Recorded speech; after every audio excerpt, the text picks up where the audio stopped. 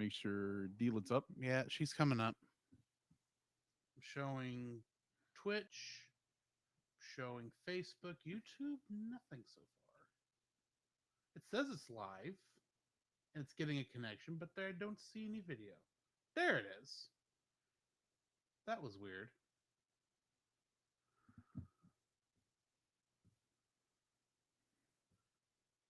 Awesome. And I figured out why this keeps saying welcome to the chat room over and over again. Really? Yeah. I recently switched to a VPN Oh, okay. so I could actually get the speed I'm paying for. Ah, But because of the way the VPN works, it keeps thinking I'm entering and leaving the chat room, oh, okay. which is weird, but say la vie.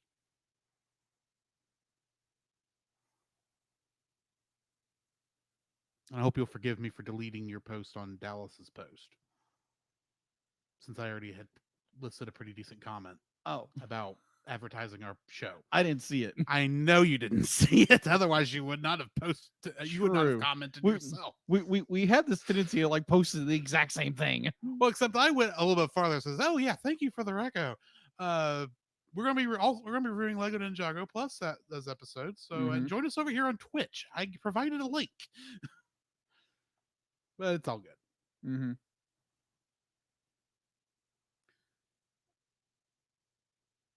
Okay, yeah. So hi, this is Drew, What's up, people? This is Jacob. and we'll be starting our review soon. We're been doing our last finishing touches to get the show going. Mm-hmm. Make sure my notes are up. By the way, since includes the start of the new season, I'm relisting everybody. Really? Well, my thought is new season, new chapter of TAS, True. and plus I was not sure on a couple of characters who were now reoccurring characters and who weren't. Hmm. Gotcha. Hint, hint, nudge, nudge. Got it. You know which character I'm talking about. I think so. On the off chance somebody is going to watch all 4 episodes in one night before we get to the review. But anyway, Right. Yeah, guys, we were reviewing the Lego Lego Ninjago movie, what I am tempted to call Lego Rangers Ninja Force. My title would be Lloyd, a Lego Ninjago movie. Yeah, it makes kinda. more sense. Believe me, I have opinions on who they decided to focus on. Yeah. I get why they Yes. did, Yes. but it's like you really don't need all 6 people here. No, you don't. But we'll get there when we get there. Well, yeah, I have one little rationalization when we get there as to why, since while this isn't directly based on the Lego Ninjago TV show, Mm-hmm. it's kind of like Power Rangers, where the movie has almost nothing to do with the show. Gotcha. Not that they were going for that, but it's kind of interesting. Plus, let's face it, Green Ranger, Dragon. Dragon. Yeah. I suspect they were inspired. Just a touch. Gotcha. But anyway.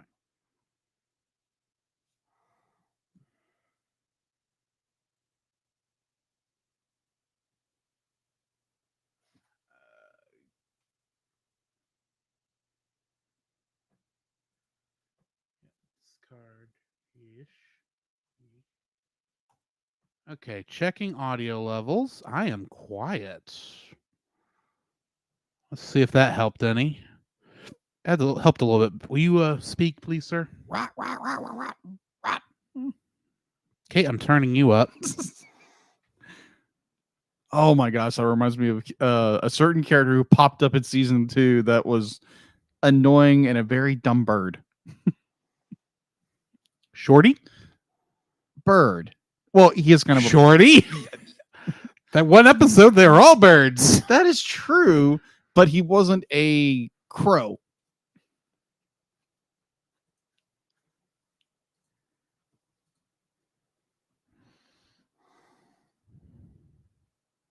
Okay. King Edmund's bird, stupid bird. You made it sound like someone got turned into that. No, oh, okay, my mistake. That's why I was confused. Okay, that makes sense. I don't even know the crow's name. Hold on. Crobert, Harold, I like Crobert. Crobert. No, I think it's Harold. I think Harold. I don't even remember Crobert until the last 2 episodes. Okay. Did he show up before that? No, Okay, so I'm not crazy. no, you're not. Okay. I think you do see some crows in like some scenes, but Yeah, but that could just be a simple evil crows that you would populate a scene with when you're going into the forest of no return. something like that. Turn, turn, turn, turn. Hey, you look like my Uncle Mert.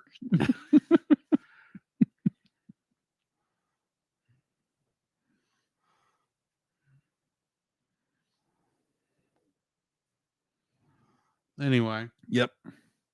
So yeah, guys, we like if you're interested in watching this film, it's relatively available on most. You can rent it on most platforms. I like $4.99. Yeah, No, it's $3.99. $3.99. Because I watched it on Apple Plus. I watched it on YouTube. Hmm. Legally on YouTube, I should say, because I'm sure there's an illegal copy somewhere. Probably. But no, I did the right thing. Good. I paid the money. Good. I say, knowing what's on my hard drive right now of a future movie that you can't really get any other way. Oh, okay. That movie. Yes. Ah, One of the ones that's on the poll. yeah. Yeah, for you guys who don't know, I mean, like we have a poll over on our Cell Nation It's on group. the Cell Nation group, but I shared it to the page also and the other group we're technically in that we've never deleted Mm-hmm. because I don't know if our partner podcast is doing anything with that at this point or if they even exist anymore, but Yeah. I don't feel right killing it just yet. Right. So yeah, if you want to vote for the a movie that you want us the movie you want us to first review, go over to that poll and check it out, Indeed. because we've got a little traction. A little, yeah. We've had some people vote. Yeah, which thank you for all who's voted.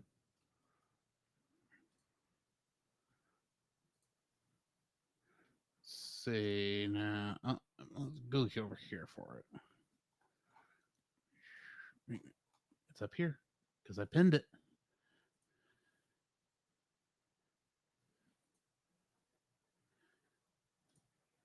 So yeah, in first place right now, and the idea is whatever order these place in, that's the order we're reviewing it in. Yeah. So right now, the first one looks like it's going to be the Emoji Movie, followed by Food Fight, followed by Titanic: The Legend Goes On, and lastly, Leo the Lion, King of the Jungle. So yeah, go vote on that. Yeah. So my pick, you want to your torture us my with. pick. Yeah. We'll see how that goes. And oddly enough, there's a poll. There's an added poll option. No, that's only on mine because I created it. Oh, okay. Well, good. That way people can't add anything. Okay, because that would be. I was concerned at first also. Yeah. Trust me. It's like, I thought I checked the selection not to add a poll option. Saw it somewhere else. Go, okay, good. Yeah. It's fine. Let it go. Let it go. Moving on. Yes, moving on. Well, for the most part, things are quiet at the moment. For the moment. But we might want to go ahead and get started. What do you think? Yeah, I would say just let's get this show on the road. All right. Deela, are you here? Awesome. Why don't you give us an intro, please? The Cellcast is recorded in front of a live streaming audience.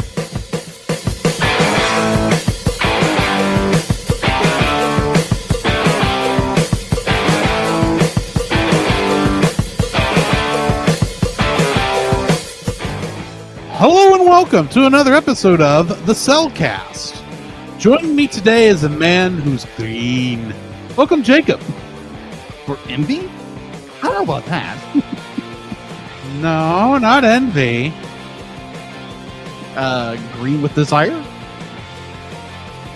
I don't know. How desirous are you? Does Ashley need to be worried? Scary. All right. Why? Thank you. Let me introduce our co-host, a man who needs to summon his green Lego dragon, and let's ride. What I would like to know, and this is obviously not in my likes or dislikes. Where did he keep getting those missiles? Yes, I would agree. I'm very curious about that. Well, it is a Lego movie, and they do. I know, but all the Lego movies at least had some logic and that sort Yeah. of thing. But anyway, Right. my brain just farted. How are you doing today, Jacob? Man, it's hot.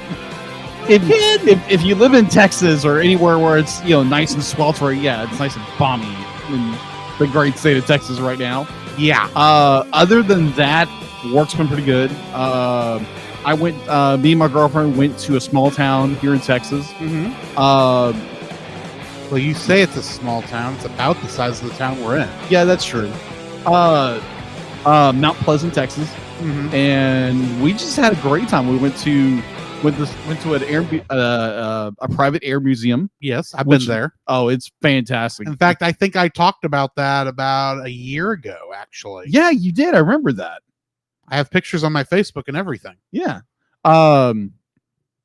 So yeah, it's great. Be like, if you're in the area, just go to. I think it's only up on Saturdays, so just go look it up.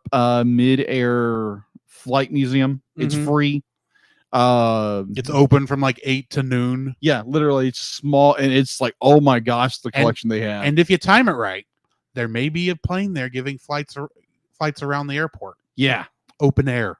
yeah. Hey. Do you have a height problem? Yes, I have a height problem. Well, just be like Dr. Mike and not worry about stepping out of a perfectly Yeah. good plane. Yeah, sure.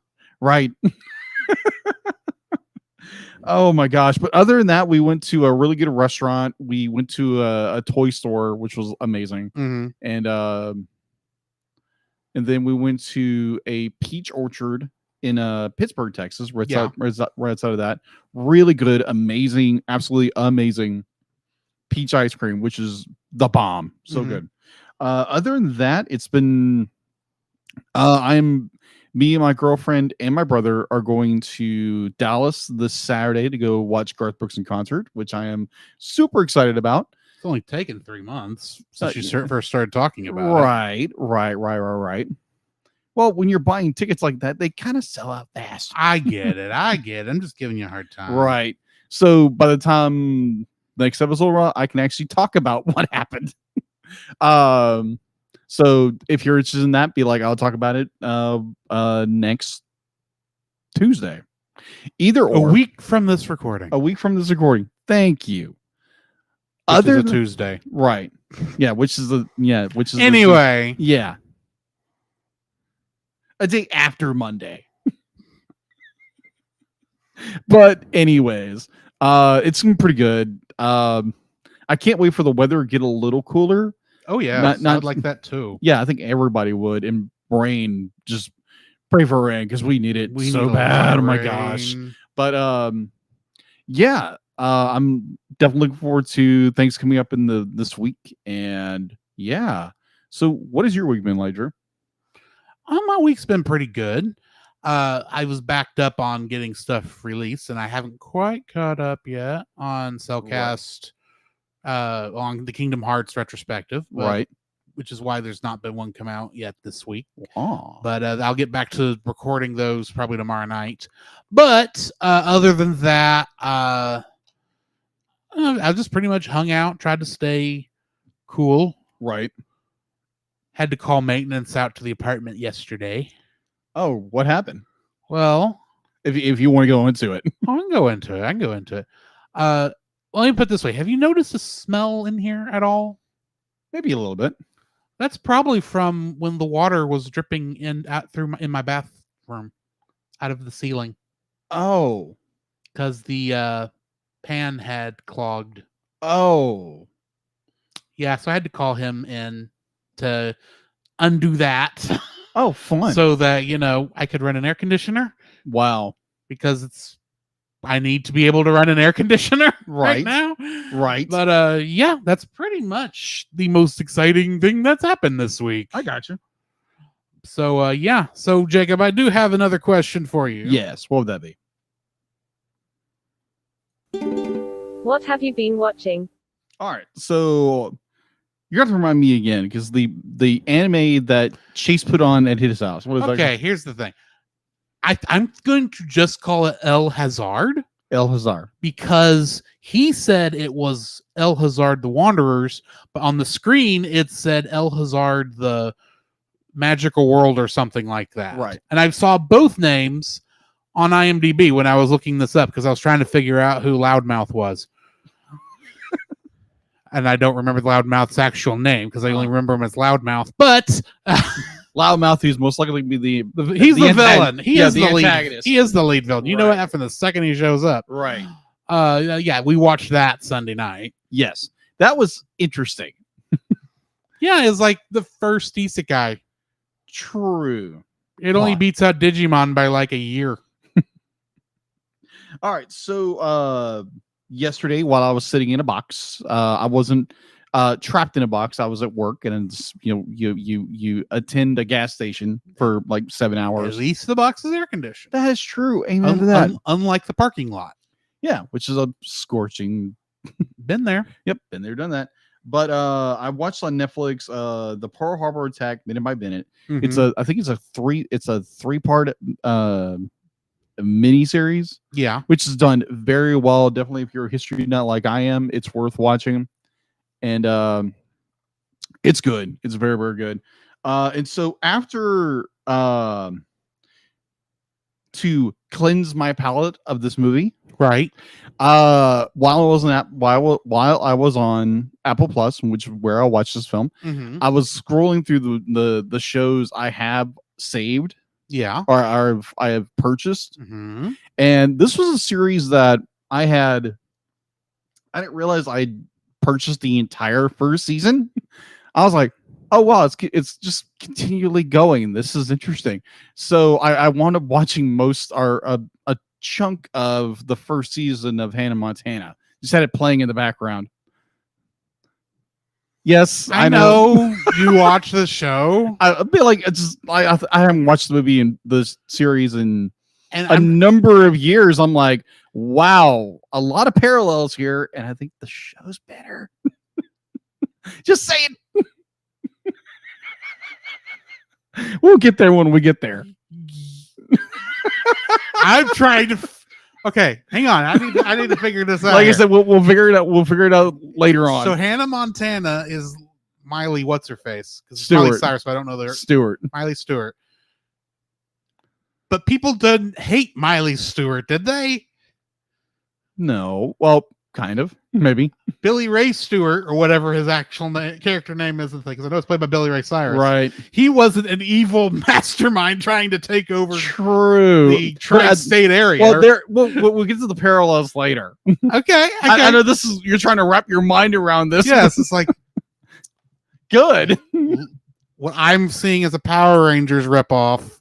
You're comparing to Hannah Montana. I'm not comparing Hannah Montana, but this is more there's certain elements in the show that the show does better than this hour and a half movie.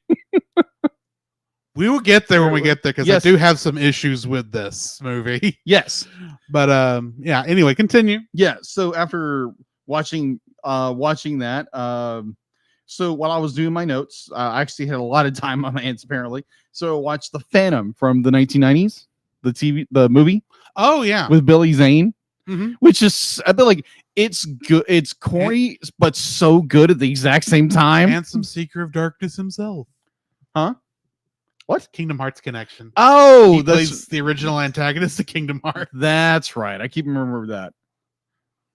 You only heard the shadow, the hooded guy. You didn't actually get to hear him in full. Kingdom Hearts, fill me with everlasting darkness. I watched most of it actually on YouTube for free Right. because they have those free movies you can watch with commercials. Yeah. Yeah, so I watched that, and I was just flipping through because I had to go back and rewatch the 2 episodes we're doing for TAS, Yeah. and so I'd be like, oh, there's Tailspin. I'll just put that on. Mm-hmm.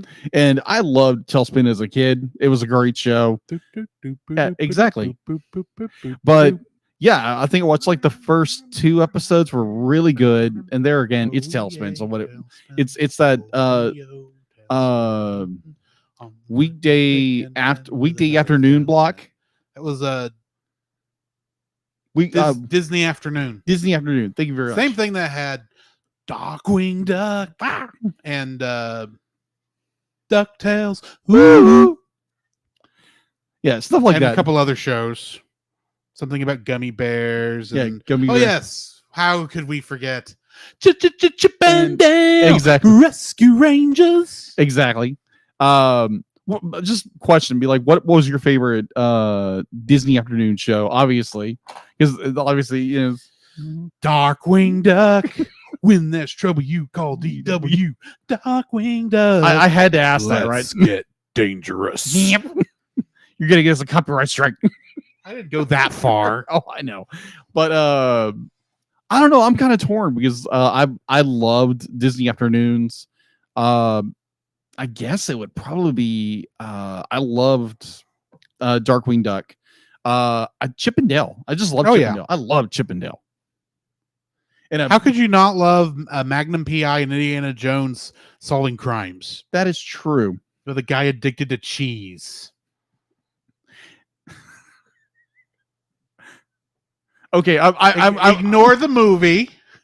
Ignore Oh, the movie. okay, I'm not saying that. I'm not saying that. I was Peter Pan is not going to show up in the original show. Yeah, spoiler alert for anybody who hasn't seen that movie yet. But no, Neither is Ugly Sonic. Yeah, either or. I'm going to freely admit, when I was a kid, be like, I thought Gadget was a very cute little mouse, and she was a mechanic, so I like mechanical characters. Zipper seemed to think so. Oh gosh, here we go. That I'm was sorry. that was the most That is odd, the stupidest part of that the was whole the thing. oddest setup, and I was like, what? Okay, that's gonna be weird. But again, The fact spoiler alert The for fact that they had kids. yeah. Again, spoiler alert. Anyway, Anyways, it's like I've always like mechanical characters. So like, you know, crap. I just said the character's name. Gadget. Like Gadget, Donatello, characters like that. I've always like the mechanical, you know, the big brain characters. yeah. But overall, be like, yeah, I think that's all I've watched right now. I think so. So what have you been watching? What have I been watching? Yeah. Well, along with El Hazard, as you did, Mm-hmm. not a whole lot. Mostly I've been watching a couple YouTube videos here and there. Okay.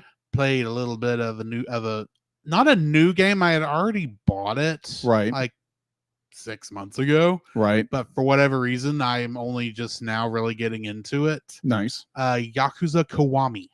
Okay. I had played the prequel to this, Yakuza 0, last year, I believe. But this is a remake of the original Yakuza game. Yeah. It is very much rated M and not for kids. Of course.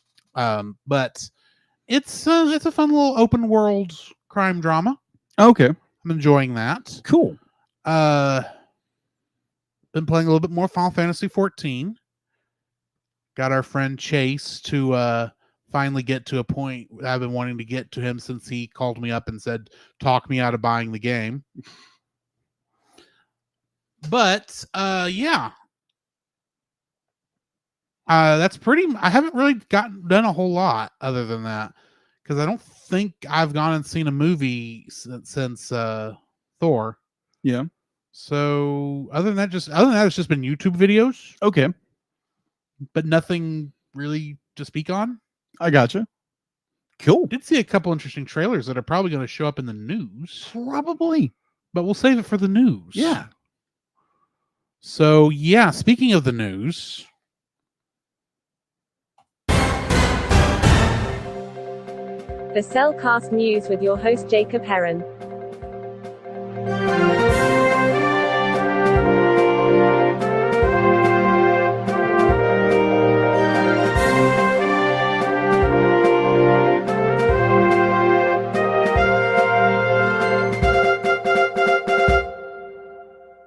All right. Why? Thank you, Delit. So I'm going to start with a little sad news. Sadly, on July 24th of this year, or 2022, British-born actor David Warren, best known Warner, best known for his roles in Disney's Tron, which we reviewed, and Titanic, and hundreds of more. Sadly passed away. I know that Drew knows him more from. I know him more from Star Trek VI: The Undiscovered Country. Yeah, Though apparently he also had a role in Star Trek V: The Final Frontier, but I did. don't know who he played. He played one of the. He played one of the ambassadors. Okay, so yeah, that probably is the drunk Klingon ambassador in that movie. No, it's not. It wasn't. Yeah. Oh, he was the human ambassador. He was the human ambassador. A lot of that movie is stricken from my mind, as I'm sure you understand. Right. But yeah, I forgot that he was the the Federation ambassador to Right. Nimbus 3, the planet of universal peace. Right. Which reminds me a lot of the Thor: Love and Thunder. The beginning of Thor: Love and Thunder reminded me a lot of Star Trek V. You know, him walking through Christian Bale walking through the desert. Right. Bald, pale skin. You're right. And I'm sitting there going, I'm spooked. Do I need to be looking for a laughing Vulcan? All right. So getting into a little more better news. So Illumination and Universal Pictures had hit another milestone. Minions Rise of Gru has become the first animated feature to lure enough families back to the theaters to reach a global box office number of 200.9 million dollars since Frozen 2 debuted in November 2019 and the COVID-19 pandemic shut down the theaters in early 2020. In the middle of Onward's run. Yes. Sad. Which, if you want to hear our reaction and our full review, check out those episodes. All right. More exciting news coming out of San Diego Comic-Con this last week. A lot of news came out. A lot of news. Now, I'll be like, I'm pretty sure I'll probably miss a few things here and there, but I'm pretty sure this guy will pick up on it. What things that you missed that I might remember, and hopefully there'll be a few things that we both miss. Exactly. All right. So something that I think some comic fans are going to love. This is a project that's probably been in inside of a dormant volcano for many years, is possibly going to come to Netflix. Let me explain. All right, dormant series. It was in Creation Hades. Let's say that it's been lying in a dormant. It's been in production. It's been in purgatory. Yeah, purgatory. It's been in production purgatory. Sorry. So anyway, yeah. So production hell. Yeah. Apparently, Blur Studio founder and filmmaker Tim Miller, from the Love, Death, and Robots and the Deadpool films, announced different guy. Announced in this panel that a animated VFX visual effects. Yes, visual effects. Is going to adapt the Groon, G-O-O-N, Grown. G-O-O-N? Yeah, Grown. G-O-O-N is goon. Yeah, goon. I'm sorry. Goon. You said groon. Yeah. Goon. I'm sorry. There's not an R in that word. Anyway. I'm terrible at spelling things. Or pronouncing things. Everybody knows this. Moving on. Yeah, apparently it's finally found a home on Netflix. Yeah, apparently called Goon. Yeah, Goon. I know nothing about this. Yeah, it's a very very popular, based on a polls, multi-Esther award-winning comic book series. The film was previously developed by 20th Century Fox, which was dropped after the acquisition merger with Disney. It was published by Dark Horse in 2003. The Goon originally debuted through Avatar Plus in 1999 with Powell's own Albatross Fun Books, launched in apparently there's a new series in 2019.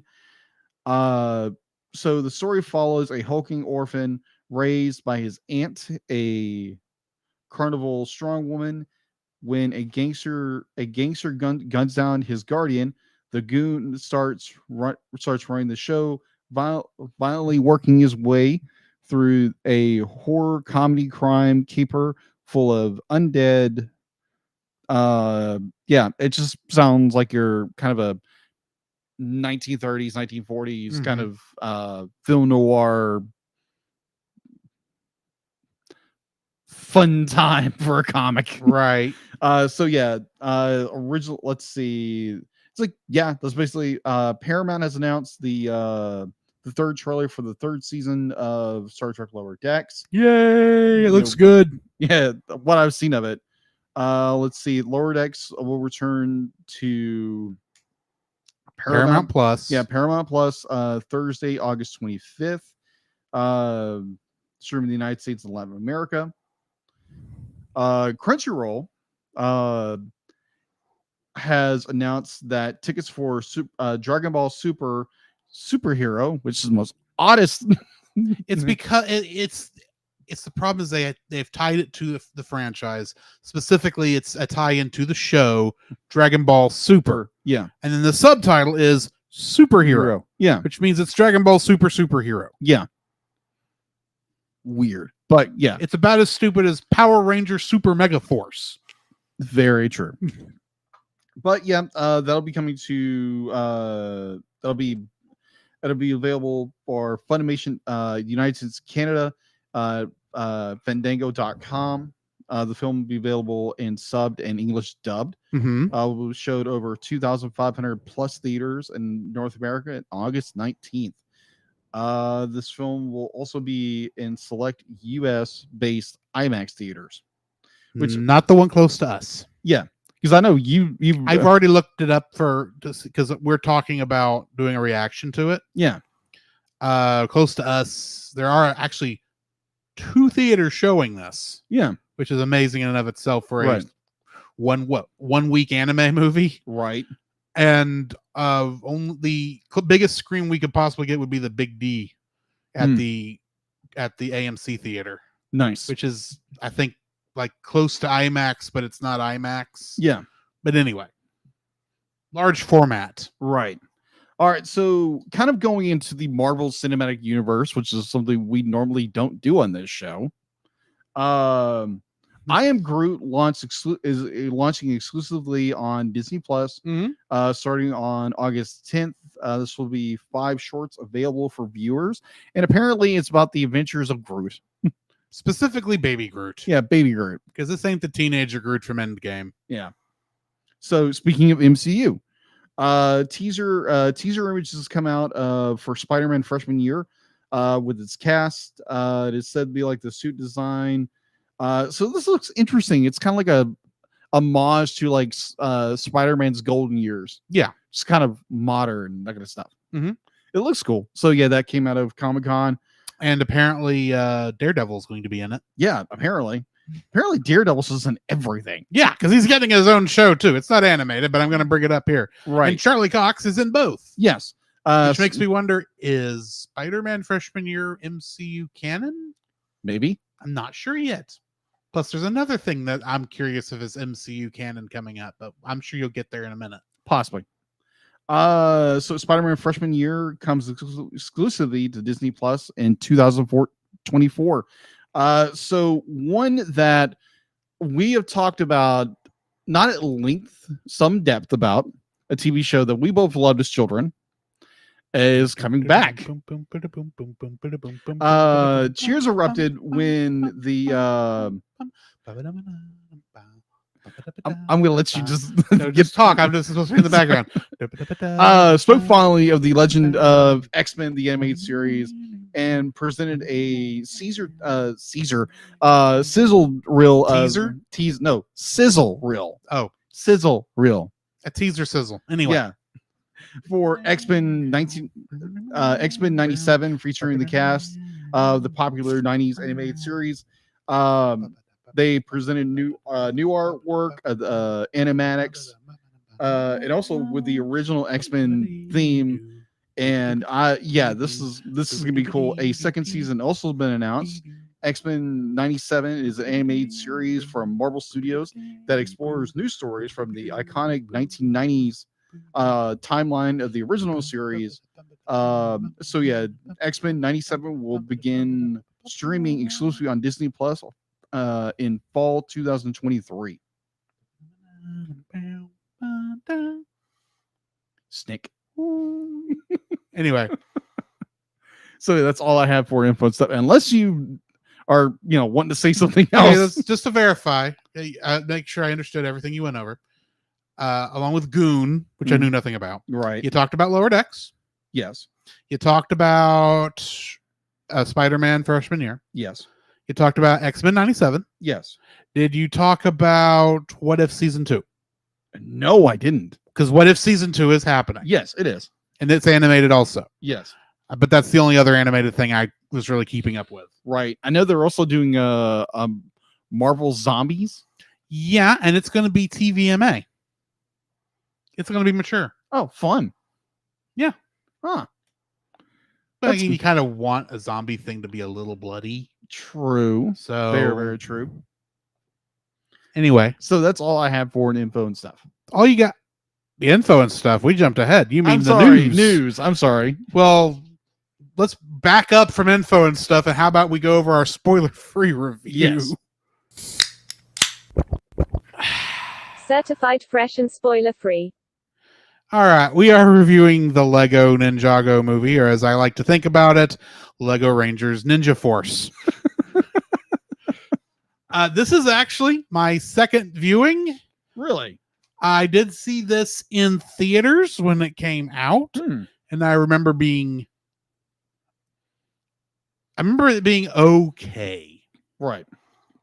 Because here's the thing about the Lego movies. This is being the third one. The first one, while I thought was brilliant, it's gone. It goes downhill from there. Teetering. Literally, I do believe they jumped a shark in that first movie, and they've done some interesting things going forward. It doesn't really get too bad till you get to the Lego Movie 2, but this is. For the only one that's actually a fully Lego owned property in which no licensed characters at all show up, except for perhaps Jackie Chan. Is he licensed at this point? I would hope not. Yeah. But this one is at least based somewhat on a TV show that was on Cartoon Network before. Right. Called Lego Ninjago Masters of Spinjitzu. Right. Which I've seen some of, but not all of it. Like I've literally seen like maybe a couple episodes. Yeah. From all across the seasons, because there were 7 seasons of that show. Really? I didn't know that until I was looking things up. So I knew who some of these characters were beforehand. But I didn't know. It didn't really matter because, from what I understand, this has absolutely nothing to do with the TV show.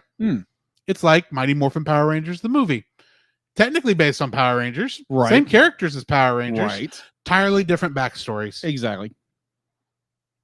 But anyway, I thought the movie was pretty good. I think kids would enjoy it. My only real issues with it is from a technical point of view is going to be some bad composition, not composition. What do you call it when you compositing? There's some bad compositing in 1 or 2 scenes involving a certain feline character.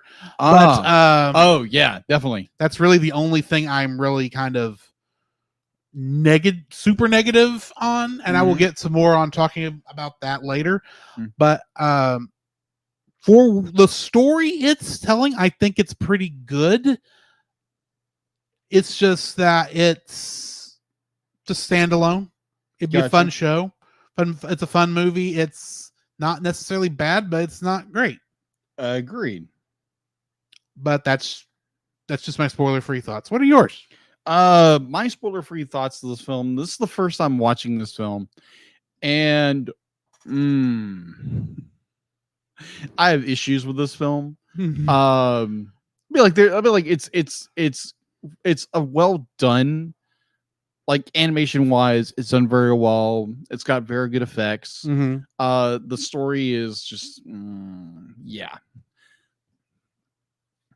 Oh, so I will Not your favorite. no, it's not. It's not one of my favorites. I enjoyed aspects of this film, but overall, there's just they leave so much in the cutting room or Mhm. the The production editing table. editing table, the notes they were writing in this, and be like, oh, we don't have to do this at all, and which drives me absolutely bonkers in a film. But and taking it strictly from a movie perspective, like I'm not a fan of it. Let's say that. Mm. So yeah, that's my spoiler-free thoughts. Well, on that note, why don't we run some bumpers and we'll get to spoiling this thing. Let's do that. The Cellcast would like to thank the following patrons: Josh Adams, Ashley Cronin Bitter. To get your name on the show, plus uncut episodes, early access to the Cellcast Plus reviews, and special art from Jacob, please donate to us on Patreon. This podcast is a proud member of Culture Box. Whether you enjoy geeky reviews, comedy, or original fiction, you can open up the Culture Box and find something excellent for your soul. Point your web browser to culturebox.media. Geek Devotions is a collaboration of devoted geeks that are devoted to letting people know that they are loved. They produce a weekly geek culture infused devotional, their podcast Com Talk, another podcast where they talk about bad movies called Bottom Shelf, and another podcast where they read books, allegedly. And they are written articles, all designed to encourage and challenge people in the geek community, bridging the gap between their faith and their geekdoms. Find all their content at geekdevotions.com. This show is a part of Pop Americana. For more great shows like this one, please check the link in the episode description. Do you like Star Wars? I don't just mean the original trilogy. Along with that, I mean the prequels, the sequels, the anthologies, the animated shows, and of course, who doesn't like Baby Yoda? Well, if you've been in the fandom for any length of time, you know how toxic the fandom can get. And if you'd like to be able to discuss a galaxy far, far away in a much more positive light, might I suggest searching out The Outer Rim, a Facebook group dedicated to all of Star Wars, and check out their YouTube channel, which you can easily find at Pop Americana, which the podcast you're currently listening to is also a part of. To find that and more, check out the link in the description. So our chat has had a little bit of action. Good. On Facebook, David Bobkey, I know better as That's Our Bobo. Okay. He Hey, says, Bobo. Yay, Cellcast! Woo. Yay! And over on the Twitch feed, PaulJPowers.com states, tickets are available now, going to look, referring to Dragon Ball Super Superhero. And then he later says, just scored my ticket for Dragon Ball Super Superhero Money Taker from my wallet. Nice, Paul. Yeah, nice. Nice. Anyway, are you ready to jump into actually fully spoiling this thing? Yeah, let's spoil the crap. All right, Dela, give me a mark if you would. Thank you. Hit the buttons in here, right? Okay. Wrong button. The following is a spoiler-filled review for the movie The Lego Ninjago Movie. Wah! Listener discretion is advised. The Lego Ninjago Movie was directed by Charlie Bean, who also directed Tron Uprising, Mm-hmm. the TV show. It was also written and directed by Paul Fisher and Bob Logan, who also wrote The Croods: A New Age. Ah, okay. And then it was also written by William Wheeler, Tom Wheeler, Jared Stern, John Whittington, Hillary Winston, Dan Hagerman, and Kevin Hagerman. Yeesh. The amount of writers ought to tell you a lot about this. Yes, I can start to piece things together now. Yes. Getting into the cast, we got Jackie Chan as Master Wu and Mr. Liu. And he played Monkey in Kung Fu Panda. Yeah.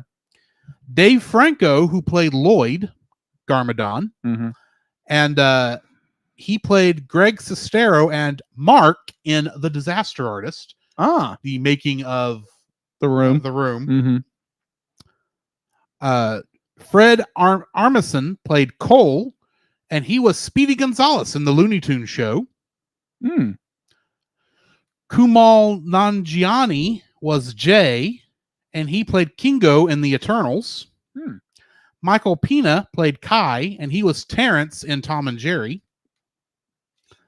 Zach Woods played Zane, and he was Carl in the Angry Birds movie 2. Hmm. Abby Jacobson played Nya. That is her name, Nya. Yeah.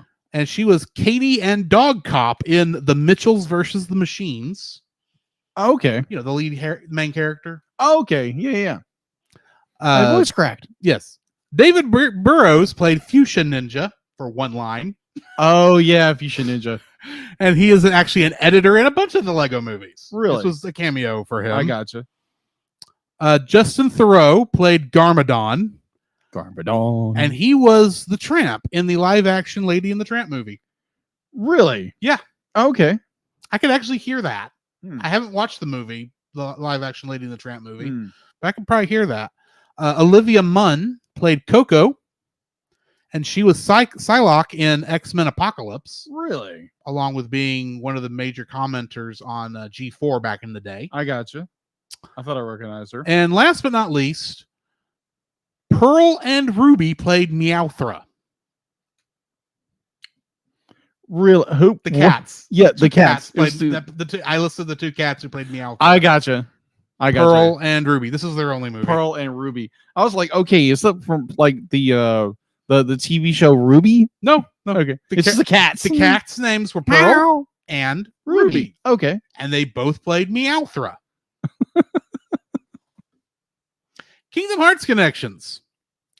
Mark Graham, George Doring, Steve Mayer, and Joe Zimmerman, and James Thatcher are all musicians in this, and they were musicians in Kingdom Hearts 3. Okay. That was the best I could do Nice. in this case. What do we got in info and stuff? All right. So info and stuff. This movie has a IMDb score of 6 out of 10. You can watch it on YouTube like Drew did for $3.99, or like me on Apple Plus for the same price. Production. This has got a lot of production companies behind it.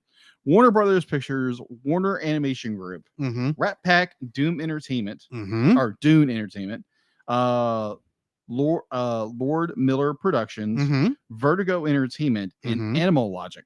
And Animal Logic was the actual animation company. That's right, they were.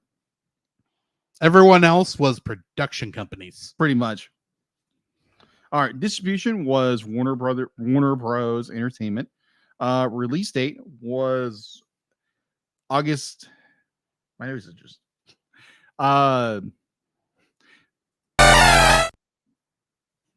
Release date was September 16th, 2017 at the original, or I'm going to butcher this, Regional Valley Theater. September 21st was released in Denmark, and then in the 22nd, the very next day was the United States. So going into the box office, it had a budget of $70 million. For the weekend of September 24th for the United States and Canada, it grossed $20.4 million. Its world gross, or its US gross, ouch, $56.3 million. So it did not do very well good domestically, but globally it did pretty well. It grossed $122.1 million, For its home release, the Lego Ninjago movie was released on digital HD on December 12th, 2017 with DVD, Blu-ray, and Blu-ray 3D. There again, that was when that was popular. Yeah. And there's some instances of obvious Yes. 3D in here. Yes. Though one of them I forgive. 4K Blu-ray on December 19th, 2017 through Warner Bros. Home Entertainment. Mhm. And there is no sequel to be seen. There's people speculating. There's not a direct sequel No. because you do have the Lego Movie 2, which Yeah. is kind of a sequel as it's part of the same franchise. Right. But at the same time, the Lego movies are no longer, the license for those are no longer owned by Warner Brothers. Really? Yeah. Then They're who- owned by Sony now. Oh, And fuck. Sony hasn't done anything with them yet. Okay, that explains it. Yeah. So more than likely, if there is another Lego movie, it will be an entirely different genre and will not include any DC characters or Hmm. anything Warner Brothers owned. Fun. That's all I have for info and stuff. All right. Well, then getting into the summary. A young boy meets the mysterious owner of a relic shop, Mr. Liu, who tells him the story of Ninjago, a city within the Lego universe. It is frequently terrorized by the evil warlord Garmadon, who is the father of teenager Lloyd Garmadon, an ex-husband of Coco. Everyone in the city of Ninjago despises Lloyd for being Garmadon's son, which puts Lloyd under emotional stress. Unbeknownst to them, Lloyd is the Green Ninja and leader of an army of ninja warriors comprising Kai, Cole, Jay, Zane, Nya, and their master Wu, which is actually Garmadon's brother, who always stopped Garmadon from taking over Ninjago by fighting with mechs.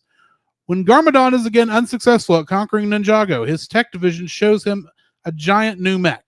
Lloyd and his friends see the return of Master Wu, who tells them that their unique elements will defeat Garmadon. Lloyd is frustrated to learn that his element is green.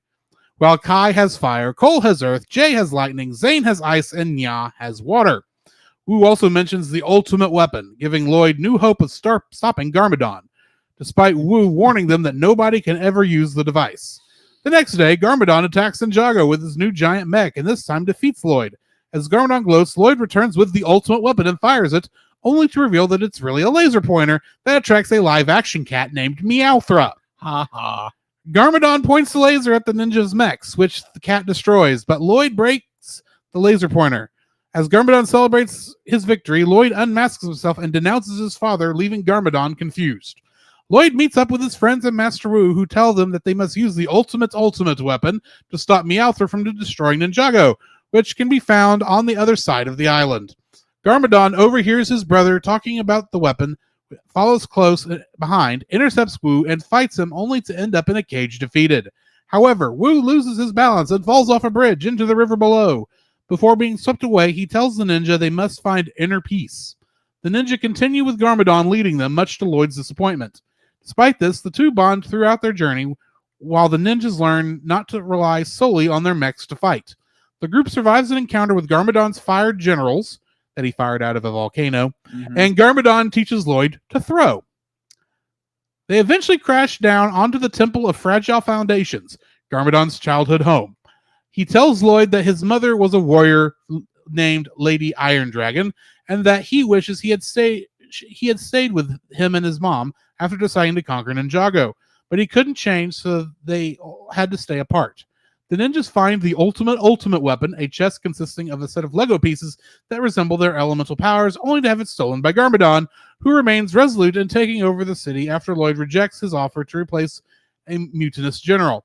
In an unexpected turnaround, Garmadon locks all of them inside the temple.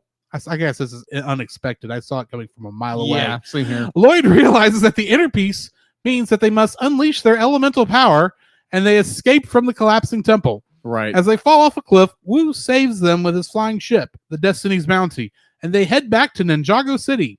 Garmadon arrives and tries to defeat Meowthra with the ultimate weapon, but Meowthra eats him whole instead. Lloyd and the crew arrive and begin fighting Garmadon's army.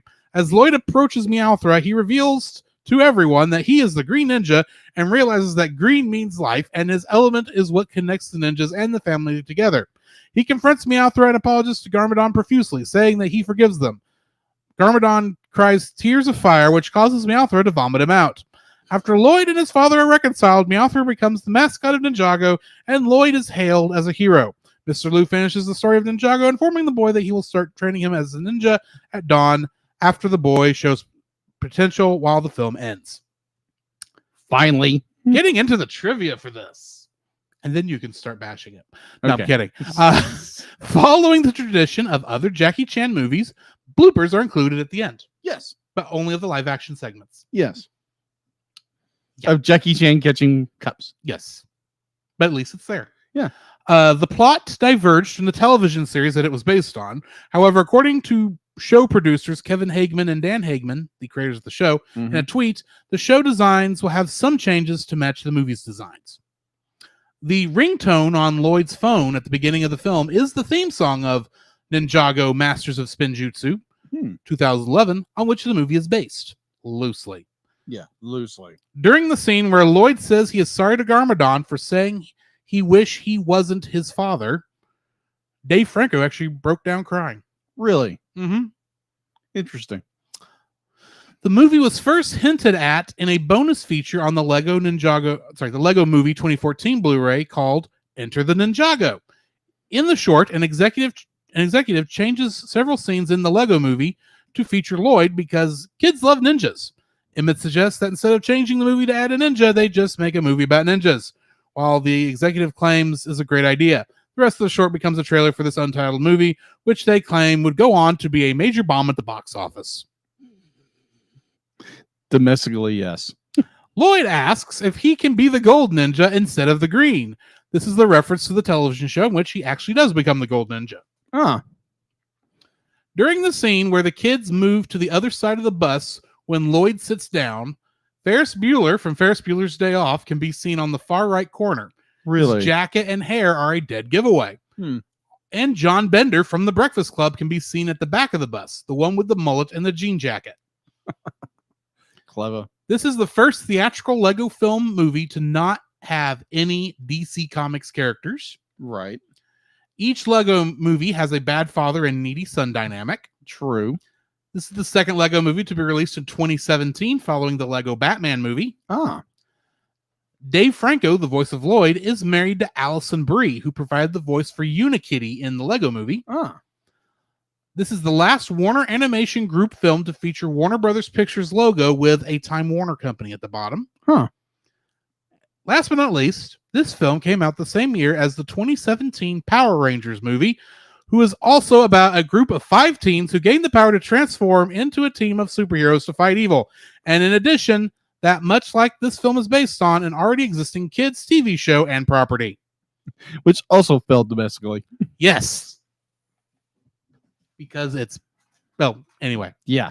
that's the last I have of the trivia. I'm just going to go ahead and throw in my first like, if I may. Go for it. This is essentially Lego Power Rangers. Pretty much. And to some degree, I appreciate that. Because, I mean, for one thing, you've got six ninjas Yeah. who are all color-coded. Uh-huh.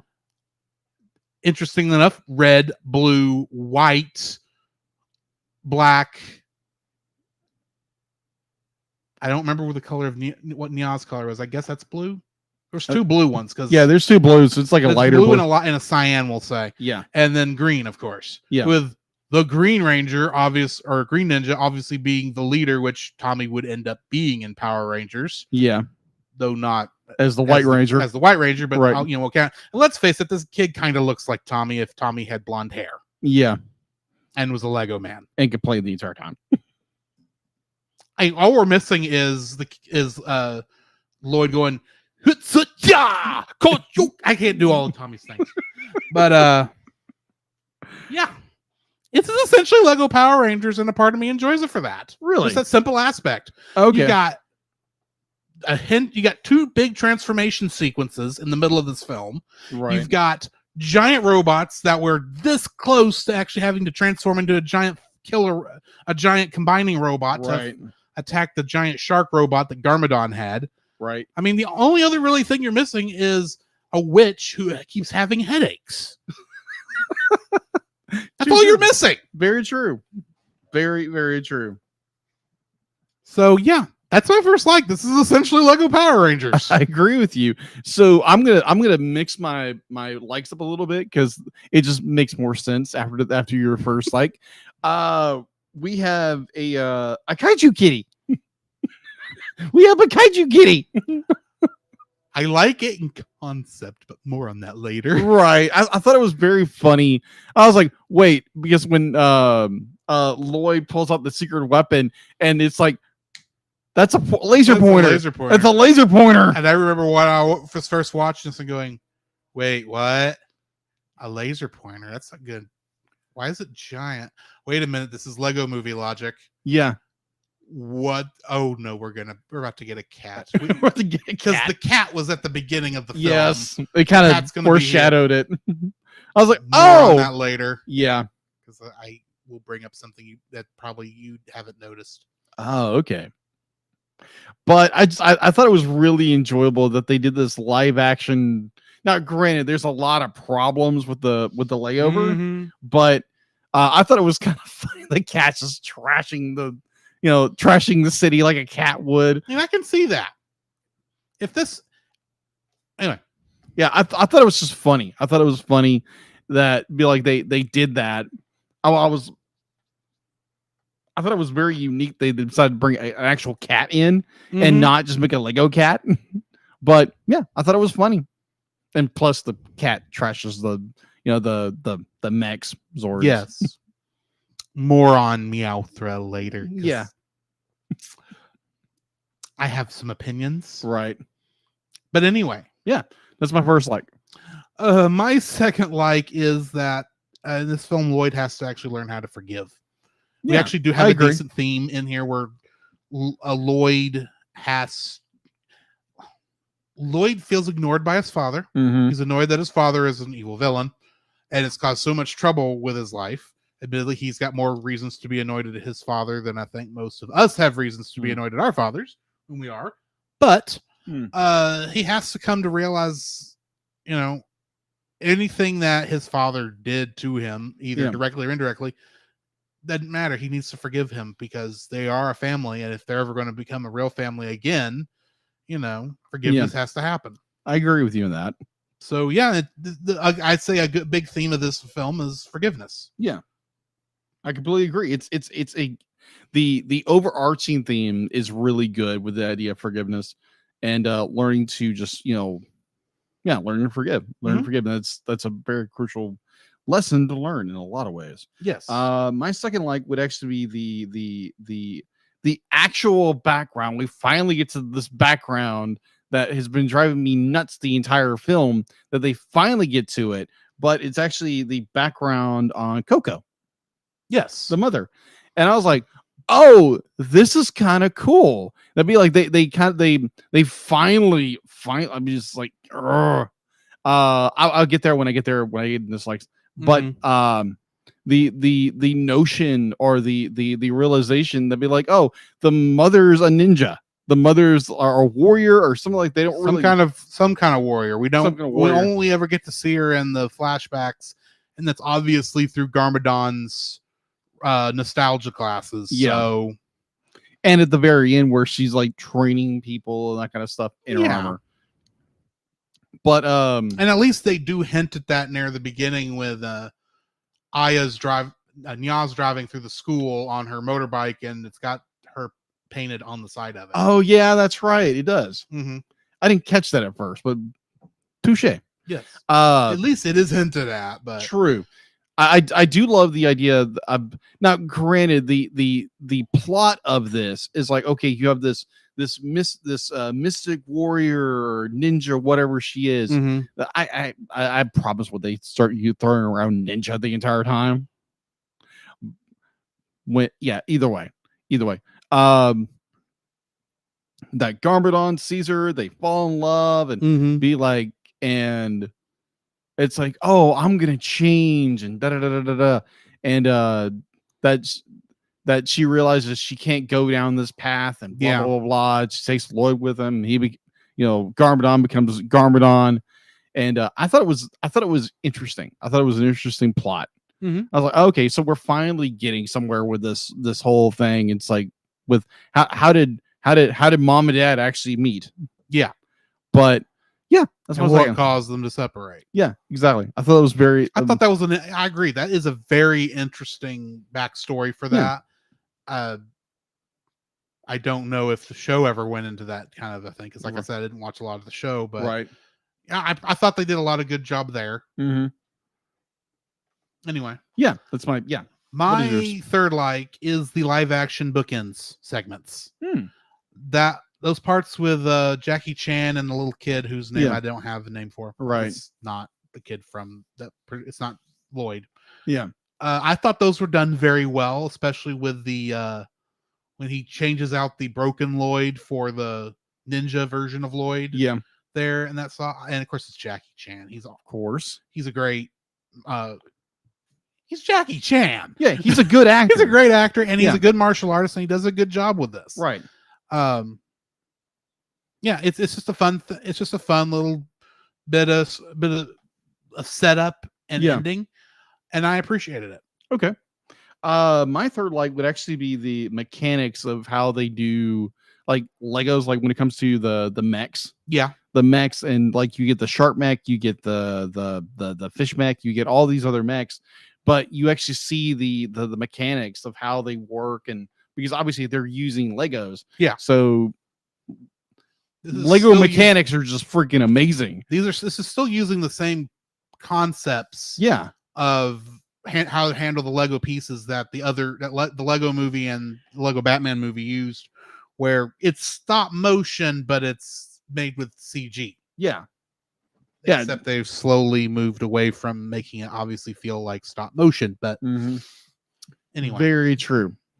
I really enjoy that about these films, that you get this like almost realistic mechanics with characters. Now, I do agree with you. In this film, they kind of gotten away with it from the stop motion kind of aspect CG.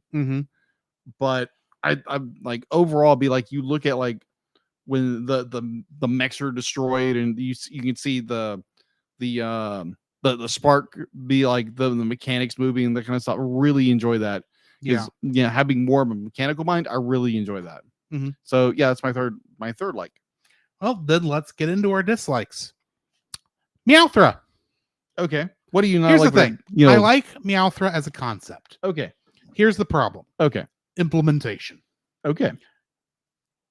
Up until this point, the way the Lego movie set it up is that this was taking place in an actually made Lego environment that the child's imagination was bringing to life. Right, So this was him playing with these Legos, right? right. The Lego Batman movie did nothing to dissuade us from this concept. Mhm. However, because of the live action bookends, Mhm. we know that this is just taking place in the child's imagination. Yeah. Which means the fact that there are real objects, Mhm. i.e., non-Lego objects, in the world actually doesn't make any sense. Hmm. The laser pointer should not have been there because the kid didn't have a laser pointer. Do we ever see a laser pointer anywhere? Just in the just when he deploys it there and summons Meowthra. Mm.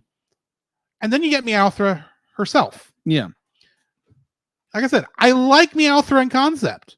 yeah, But because Meowthra is very obviously based on Jackie Chan's cat in those bookends, yeah, that's the only reason she's there. yeah. And they're two different cats.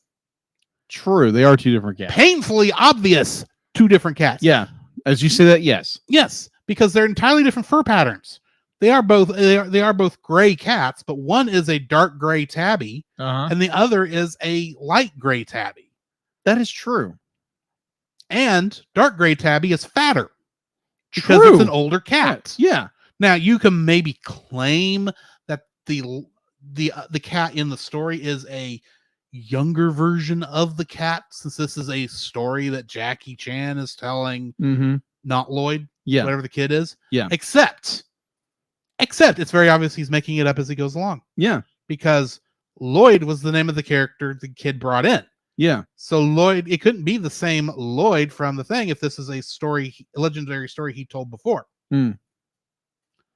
True. So because of the way they handled, as much as I like the live action Yeah. bookmarks, because of that with the use of Meowthra without keeping the what's the word I'm looking for? The connections. Yeah. Right. Mhm. You get a big disconnect from, okay, when is this taking place? Is this what's as much as I like Meowthra as a concept, it's implemented very, very wrong. Plus, Meowthra is just an excuse for them to go on this journey. Yeah. They don't actually fight Meowthra. Yeah, that's true. It exists. They're meant to get trashed It by Meowthra. exists to destroy everything and to eat Garmadon at the end. True. That's the only reason Meowthra exists. They didn't have to get rid. They didn't have to fight the cat. They didn't have to use their elements to get rid of the cat. They didn't have to do any of that. Yeah. All they had to do was get the green person up to talk to Garmadon to make him cry fire so that the cat would throw him up. Yeah, pretty much.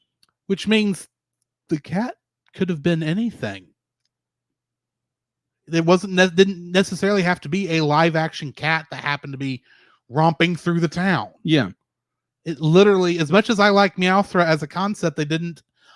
And this is the thing: the Lego Movie, where we had the most of these live non-Lego objects in the story, every single one of those times they implemented one of those, it made sense. It was perfect for the story. It made sense for the scene. Meowthra, granted, it's a kaiju that they need to go fight because Power Rangers fight giant monsters. Right. And I'm still going to say it's based on the Power Rangers concept because I doubt any of these people watch Super Sentai or Ultraman or any of those kind of shows. But the way the fact that they didn't even, that the journey they went on was unnecessary. Okay. Because it could have been probably done a lot easier at home fighting Garmadon. And you could have done the same forgiveness story, I think, in a different way. Yeah. And not have to go out, set out on this journey because a giant cat is attacking. Yeah. All you got to do is have some reason for Garmadon to take over that's not related to, random cat 23. Yeah. And they have to go on this journey. Yeah. Not why Garmadon ends up helping them. Well, that's just because Garmadon's stupid. But yeah. Meowthra is completely, as much as I love the concept of Meowthra, completely unneeded for the film. Okay. I do like the way they do set up Meowthra, because it's Meowthra. It's a play on Mothra. Yeah. So So on words. Yes. So the way they set him up, the set up this cat character is like, okay, be like you see the cat in the shop. Yeah. It's okay. So that's the way they kind of tie it in. But I do understand where you're coming from, is that it's just like, okay, so you bring the cat in and it kind of breaks the illusion of what be like this is a make-believe world. You bring in a cat from the real world. Yeah. So yeah, totally get it. I'm just saying, if you're gonna do, it really does feel like, as much as I like the bookends, Yeah. they thought of that afterwards. Possibly, yeah. Because if they hadn't had those and just went straight into the movie without either one of those two bookends, I could probably accept Meowthra faster. He still has nothing to do with most of the movie, Right. but it's just a big villain, so that you have to not beat. right. Anyway, All right. what's So your first dislike? my first dislike? Mismanagement of support characters. This is also my second dislike. Yes. So you have The only characters that were necessary for this story were Lloyd and Garmadon. That's it. Nobody else was needed. Yeah, it's literally be like, you all these characters, you learn nothing about them as characters except one's a coward, one just be like thinks they're the baddest mamma jamma ever, and one's a robot pretending to be a teenager, a human, And one is the stereotypical bad girl. Yeah, that's about it. That's about it. And it's like there's no character development, no nothing. Like the mother, like we get halfway through, we get almost to the entire end of the film until we realize, oh, the mother is actually a ninja. Well, that could have worked, I think, if they may have hinted that she was knowing more than just, oh, you need to forgive your father because I'm still in love with him, but he wouldn't come with me and be a boring office worker in the city. Yeah, or they could have done more like how they did in the Bad Guys Mhm. with the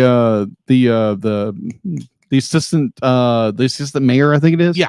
the Well, Fox girl. The one who's essentially the mayor. Yeah, essentially the mayor.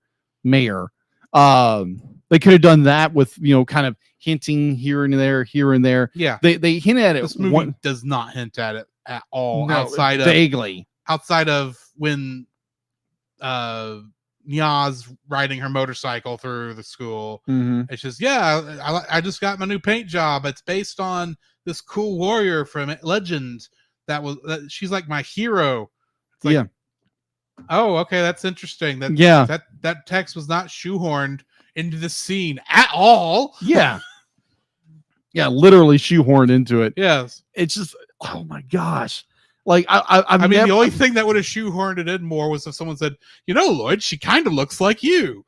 yeah, And he would go, no, she doesn't. something like that. Be like they could have be like, heck, it'd be like I was here's my example. I posted last night after watching this that comparing this thing to Hannah Montana. I So- still want to know this. Okay, so here's my explanation that, oh my gosh, so I get done with this movie and I'm like, I need like I said before, I need a palate cleanser. And so I just plug in Hannah Montana. I'm watching this like, oh, okay. To the idea that the sensei or the uncle is Mhm. be like, oh, you have to see your true self or something like that. So it's that Yes. kind of like reflection of who they are. Like when the poster, Mhm. it's a reflection of stuff, kind of like Hannah and Miley kind of thing. But I also see the use of how they actually use background characters. It's kind of like if they did Hannah Montana and you had a mention she has a brother, she has friends, but you don't learn anything about who they are. Yeah.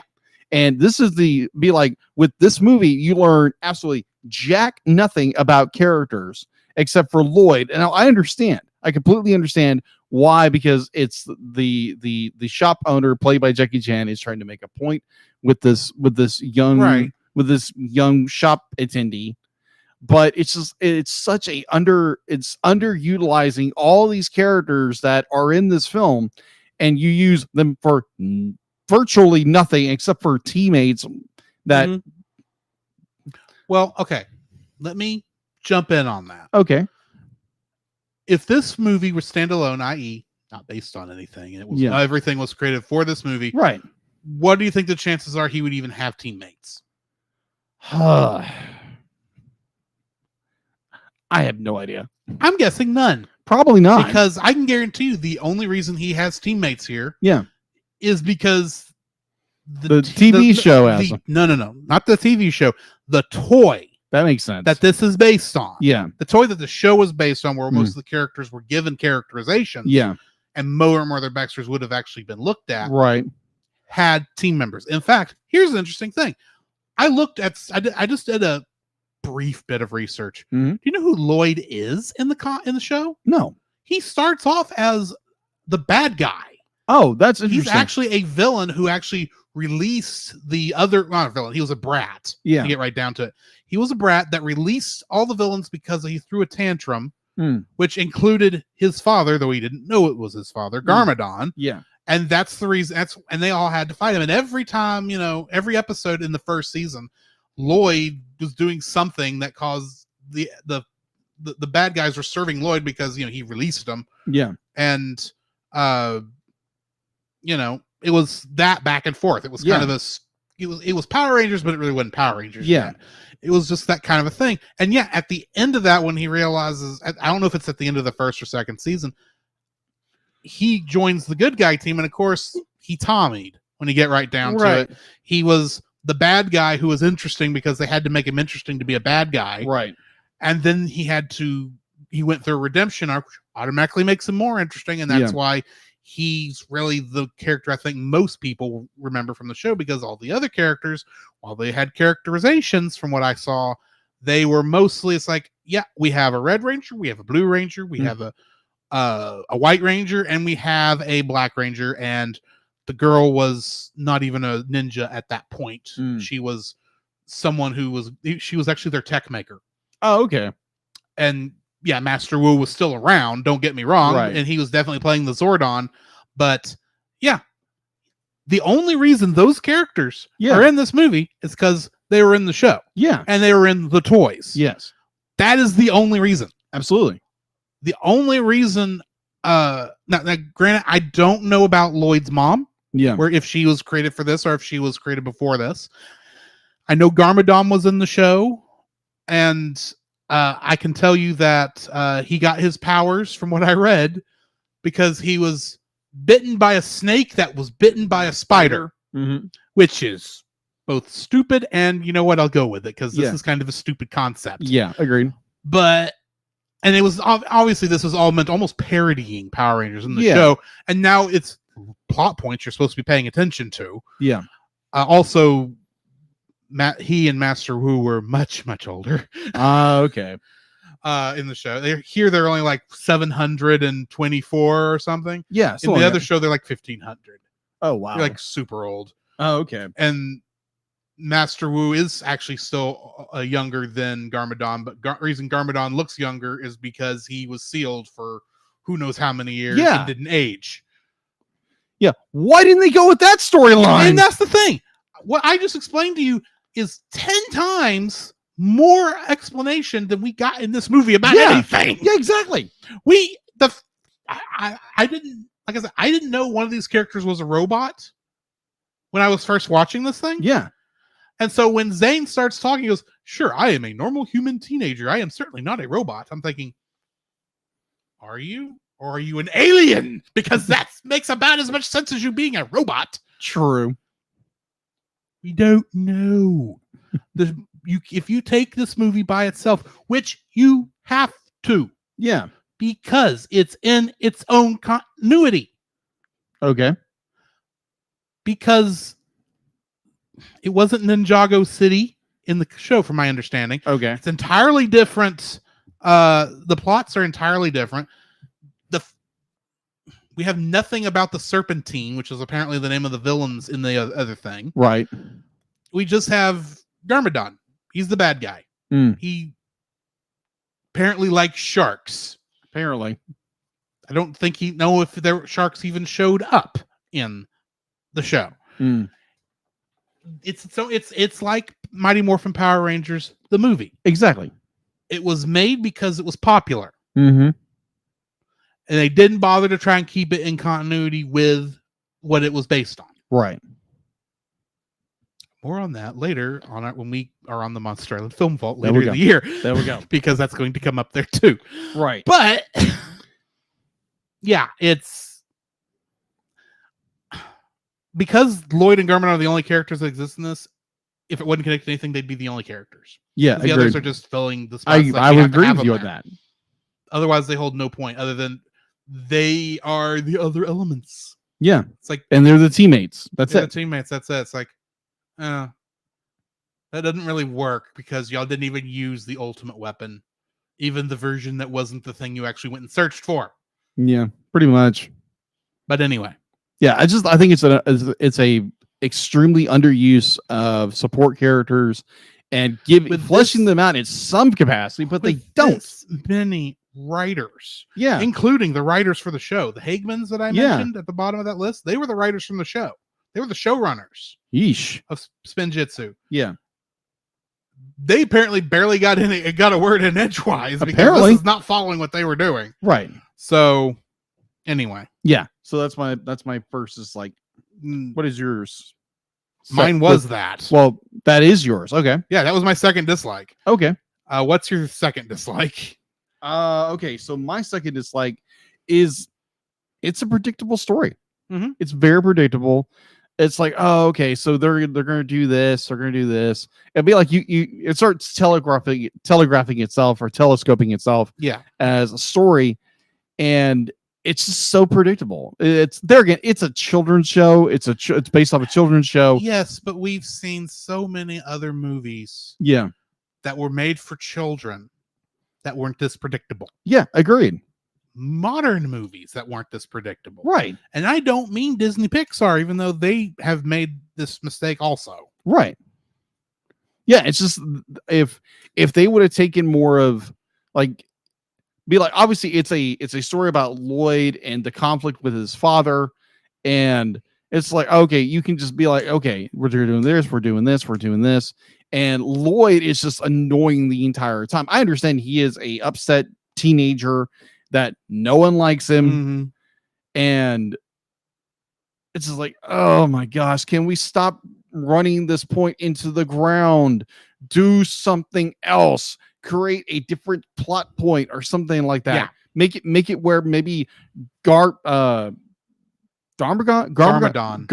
Thank you. Garmadon is but like maybe he's being like manipulated by somebody else and that kind of if they Mhm. would have done something a little different in this story, it would have probably been a lot better because I paused the movie at one point. I'm like, this is just a bland story. Mhm. It's like yeah it's great that you get this forgiveness story and everything's happily ever after, but it's just like it's just predictable. It's such a predictable and bland story. Mhm.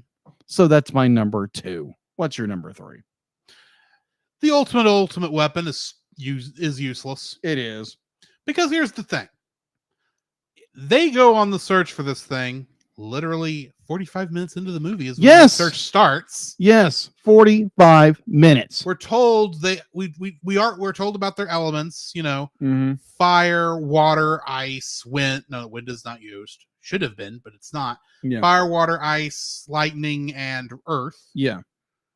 And then Lloyd's is green. Yeah. Granted, I like the joke. Yeah. The joke is funny because how many times when we see something like a Skittle, we say, "Oh, what color? What flavor is that?" I don't know, green. Yeah. I don't know what it's supposed to be because they all taste the same because they're all actually the same flavor. Spoiler alert on Skittles. I think some people might fight you on that, but man. My understanding is most of the plain Skittles. Yeah. I won't go into the other flavor varieties. Tropical but- and whatever. Yeah, but most of those they're actually the same flavor, and the only reason they taste different is because they look different because of psychology. But beside the point, Right. when we actually do get to where the elements are being stored, Yeah. the physical objects. Granted, that looked cool. You had Yeah, I agree. the element that looked like fire. The fact that the water one is the same as the fire but blue. Yeah. I thought that was interesting. And the lightning thing, all parts. And then the green element Mm-hmm. was a leaf. Yeah. I'm thinking, nature? Is that what his power? That's what I kept actually thinking. is? And it kind of is, but his part is literally what connects the other parts. So he's the stand. Pretty much. That's almost degrading. I can understand if it's the be like I- granted, green they being explain- life and it's able to Right. generate everything. And it's able brings it to glue these elements, bring these elements together. yeah. And that's kind of what they went with. Yeah. But here's the other thing. That is not how the elements are used at the end of this film. No, they're not. I don't even mean, granted, you do the thing where it's like, you have the ability to create the elements inside you. You don't actually need the physical objects. That's great. Yeah, I've seen that that is- before. It yeah. works. If they'd have just stuck with that, that Yeah. would have been great. Here's the thing. What actually defeats Garmadon? His Malthra. yeah, Mounthra. Yeah.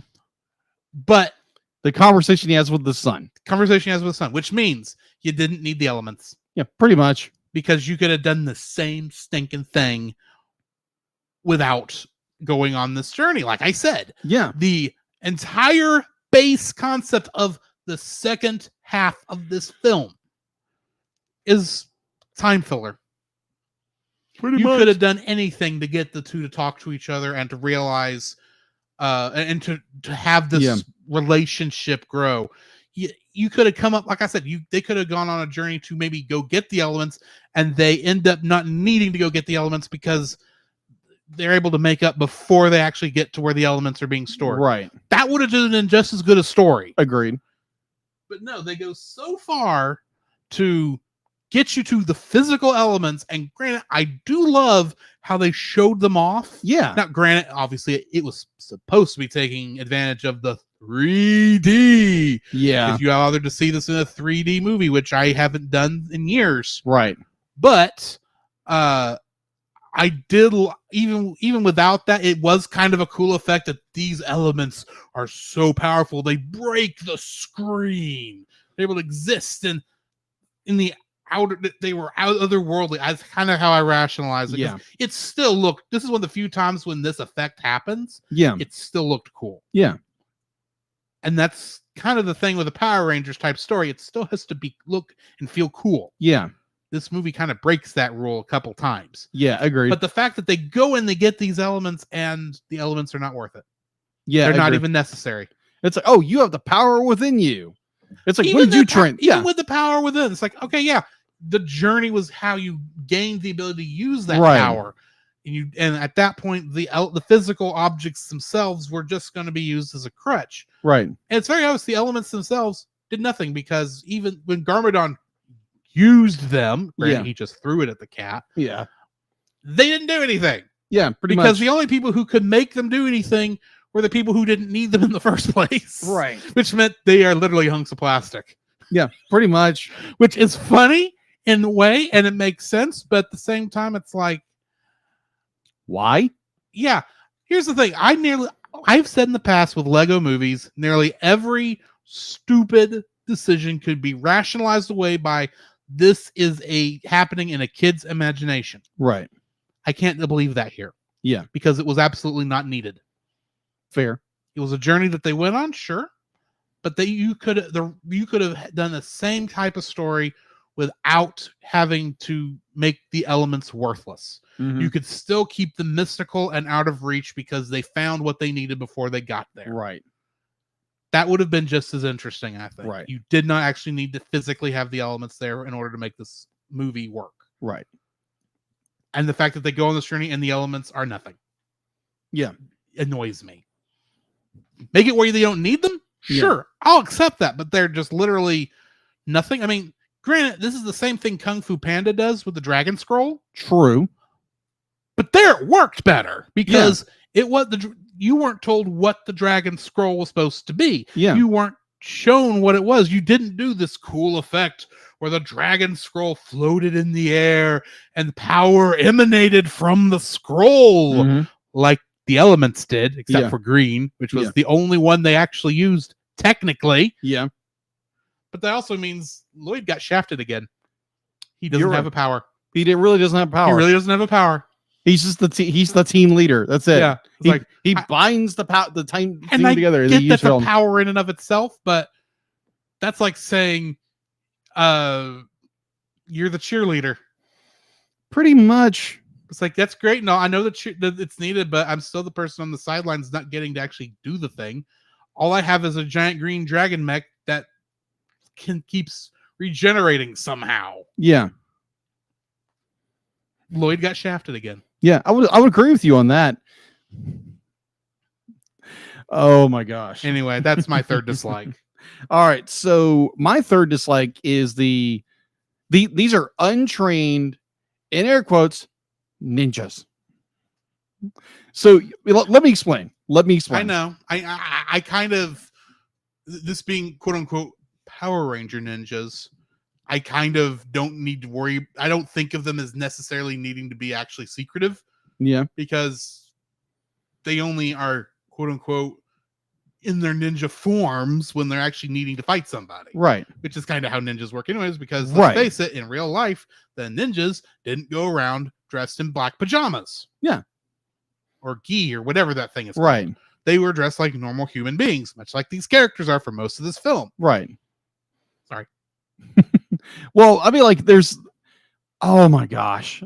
So we are being told, oh, they're ninjas. Oh, they fly in mechs. It's like, okay, that's interesting. It's kind of The secret ninja team.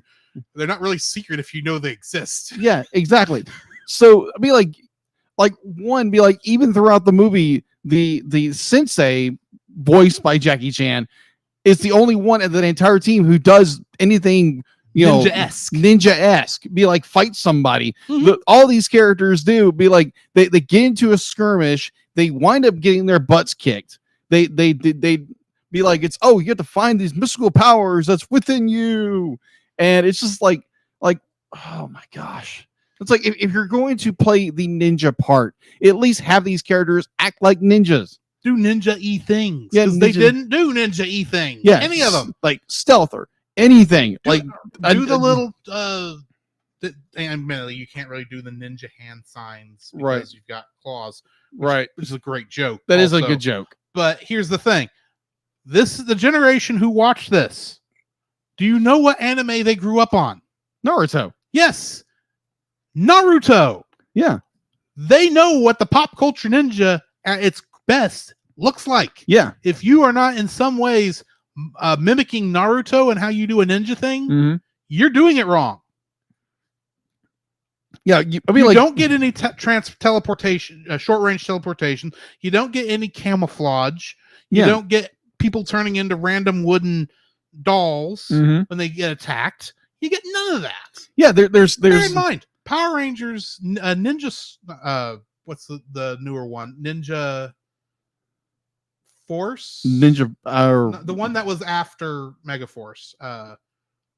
Based on Ninja. I know the Sentai. I don't know the Yeah. actual name of the one that had the cowboy with the cheeseburger morpher. Okay. Cheeseburger warper. I don't even know if they used that in the American version, but anyway, you've had a more recent Power Rangers Ninja show that came out fairly sometime around this. It Yeah. had been after. Yeah. It was I think after. it was after. It was after. But at the same time, it did ninjas better. Yeah. Granted, it was taking the Sentai footage Right. Of course, the Japanese are going to do it better. Right. But they didn't even try to mimic ninjas. They were ninjas because they were wearing black ninja suits. Yeah. That's it. It's the only reason they were called ninjas.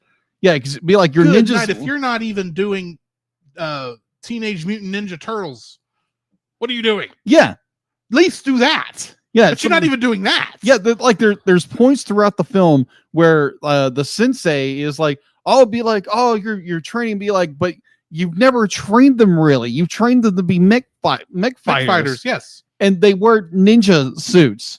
That's it. Well, granted, you're fighting Garmadon, who, as far as we can see in this continuity, he only fights with his own mechs. Yeah, So, I mean, why would they need to fight in hand-to-hand combat? Because they don't do what Power Rangers always does. right. They don't jump straight to the Zord fight. They always fight the monster on the ground first. Yeah, and then And defeat him there before Magic Wand makes their monster grow. Exactly. And then they fight him in the giant robot. Yeah, That's the formula. Follow the formula. It's right there. If you're going to make Power Ranger ninjas, you should be doing A, lean into Power Rangers. 2, lean into ninjas. Ideally 3, lean into the 3 Power Rangers seasons that were based on ninjas. and Naruto. And Naruto. Good night. Mighty Morphin Power Rangers season 3 did ninjas better.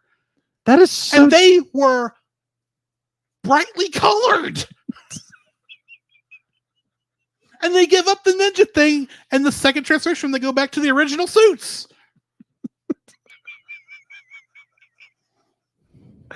Yeah, it's, oh my gosh. Yeah. So to round Anyway, so to round my third, it's like they are not ninjas. They're mech fighters who don't know how to ninja. The only reason they're called ninjas is they run around in gi that they throw on when they're in the mechs, and they know nothing how to fight. It's like, oh, we need to use our powers. Be like, just call them, you could have Mystic been anything. Warriors or something like that. Not ninjas. Mystic Warriors would have worked better. Yeah, they're not ninjas. Now, granted, like we said earlier, the only reason they're ninjas is because in the show they were ninjas. Yeah, Now, granted, I've not watched the show. I don't know how ninja-esque they were there. yeah. But I assume they were following the Power Rangers motif because of how obvious Power Ranger knockoff it is. Right. Anyway. Ninja kick the darn rabbit. It is what it is. Agreed. So that is my. What are you rating this film? I'm giving it a 5. Oh, I just be like, I was so frustrated with this film. at so many other points. I'm like, really, you're doing this? I understand you are a kids movie, but at least push and prod with your audience, make them think, make them like, oh my gosh, this is a really good film. Your characters are not ninjas. They're mystic warriors. That's all they do. They fly in mechs or Zords or whatever. And it's like, like your villain isn't much of a villain. Like, and I didn't bring that up either. Like, yeah, he's supposed to be the dad and be like, he's not really the villain. It's just like, serious. Like, they took what they did in the Lego movie and put it here, which doesn't really work. And so yeah, I'm giving it a 5. Well, I'm giving it a 5.5, and that is with the standard buffer that I normally give a Lego movie, since, like I've stated before, most of your logical issues can be rationalized away with it being a kid's imagination. Right. Here's the problem. There was no kid's imagination that was brought into this. No. Because all of this is a story being told by Jackie Chan. Yeah. To this kid who is then imagining it in Lego form. Yeah.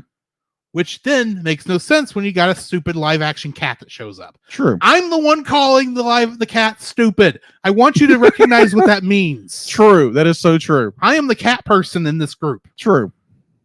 Wow. 5.5.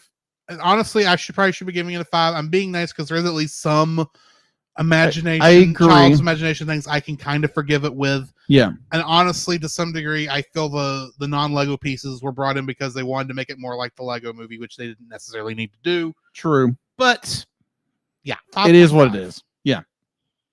Which brings us to the end of this review. I need to tell you first, before we move on, what movie we're reviewing next. Mm-hmm. And that is Trolls. Ugh. I've seen this one. I have too. Ugh. Ugh. I thought Smurfs was bad. But ugh. Anyway. Yeah. Animated series. Yeah, TAS. Once I find this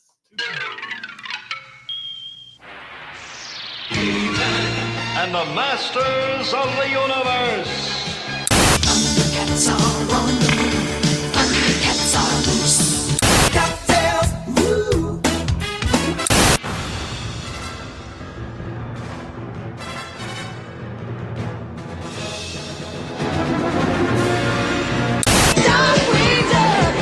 Let's get dangerous.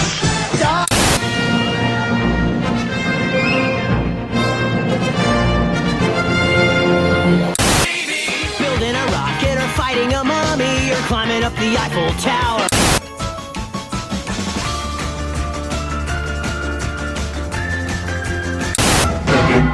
The pinky and the brain.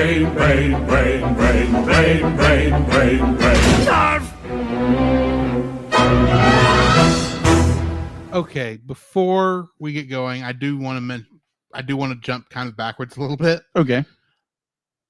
Because we have not mentioned on the show, Okay. live on the stuff that's going to be on the live, that we are doing Bad Movie Month. We are. Which the reason that came to mind was because I realized during the middle of the TAS intro, I should have said, Bad Movie Month's not till September. Yeah. But yet we haven't even talked about it. We are doing Bad Movie Month. If you want to vote on the order of movies we're doing for Bad Movie Month, go check out our Facebook page. Yeah. Just tell us which one you want us to be tortured with first. Yes. And we'll do them in the order of votes. Yes.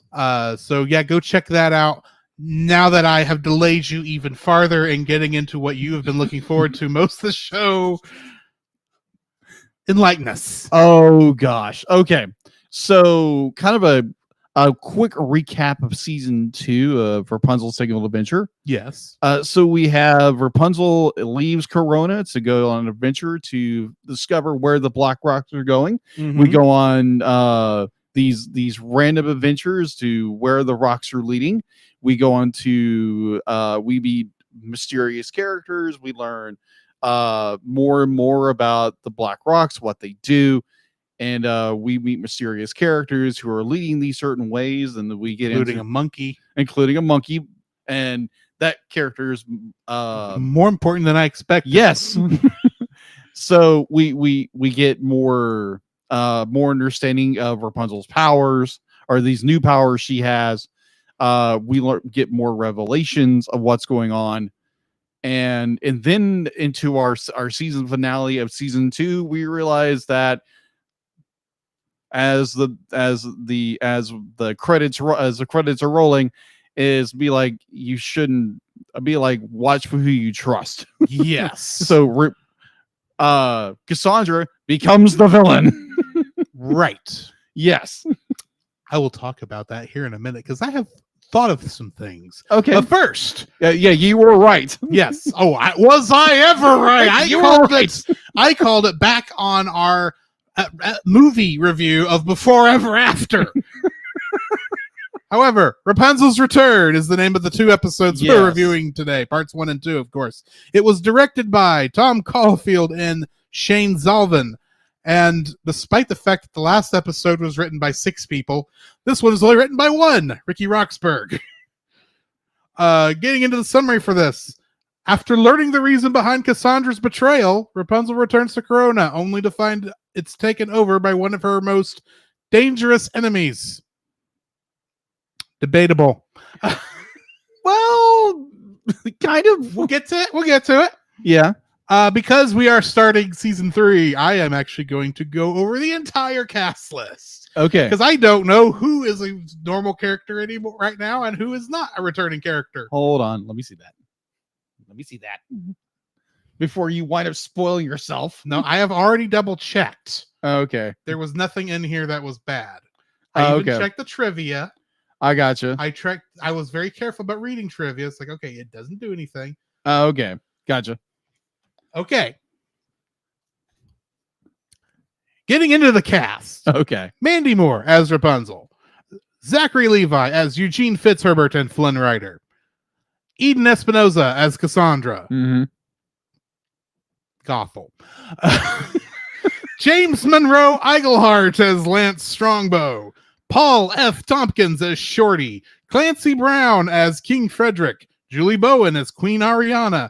Jeremy Jordan as Varian. Bruce Campbell as King Edmund. Kelly Hugh as Adira. Adewale Akinoye Akbaje. My apologies for mispronouncing anything I just did. Played as Xavier. Jonathan Banks played Kieran. MC Gainey, Captain of the Guard. Donna Murphy, Mother Gothel. Jennifer Veal as Enchanted Girl. Hudson DeAndrea as Little Cassandra. Dean Winters as Andrew. Betsy Sodero as Clementine. Carrie Payton as Kai. Richard Kind as Monty. And Steve Blum as Attila, along with D. Bradley Baker, Anisha Brewster, and Gideon Emery playing additional voices. Did you say Steve Bloom? Steve Bloom is Attila the Bun. Oh, nice. Yeah, I didn't know that until I was making this because we didn't used to do cast lists. No, we on didn't. this show. And I'm kind of glad we do now. Right. Trivia for this. This is the second time that the closing theme, More of Me, is featured in an hour-long special. The first being Beyond the Corona Walls and Before Ever After. Mm-hmm. Except those few times when they split these 2-part episodes into 1 parts and they put that song at the end of part 1. See Rapunzel and the Great Tree. Right. Wither and decay in this destiny. Now I got my eyes opening. That was so jarring. Just a little bit of a jar there. Despite Varian returning in the premiere, Rudiger is nowhere to be seen in this episode. Poor Rudiger. Poor Rudiger. He does show up later. Good. At the end of this episode, floating lanterns are shown in the sky, indicating that this episode takes place exactly 1 year after Secret of the Sun Drop on Rapunzel's 20th birthday. Mm-hmm. This also indicates that Princess Rapunzel was away from Corona for a full year and is now 20, making Cassandra 24. Yes.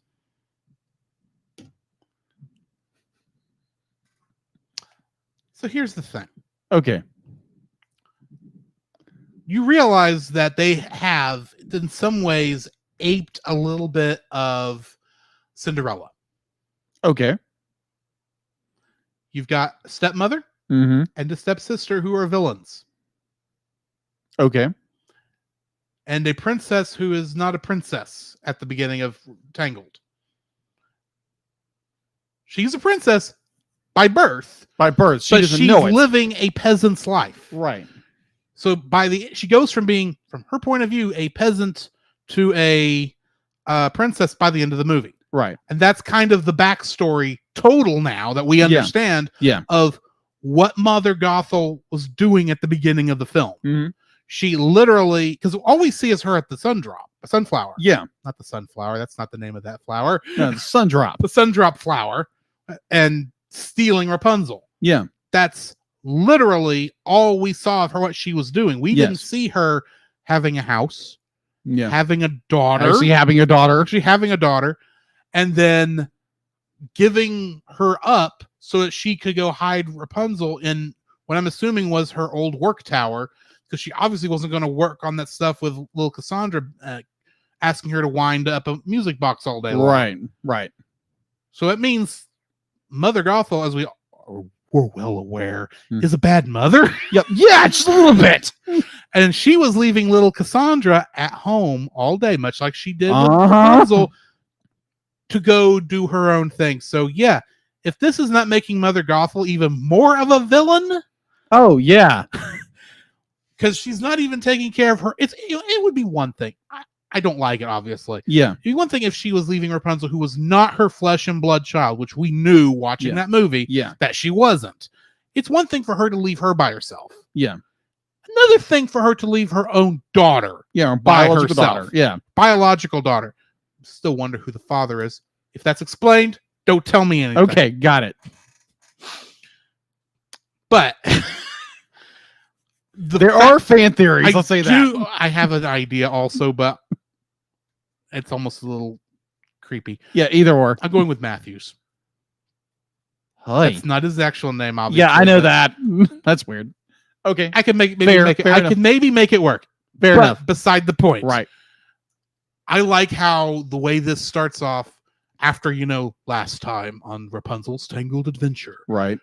It goes straight into the scene we were wondering what happened. Oh yeah. Back at the House of Tomorrow's Futures. Yeah.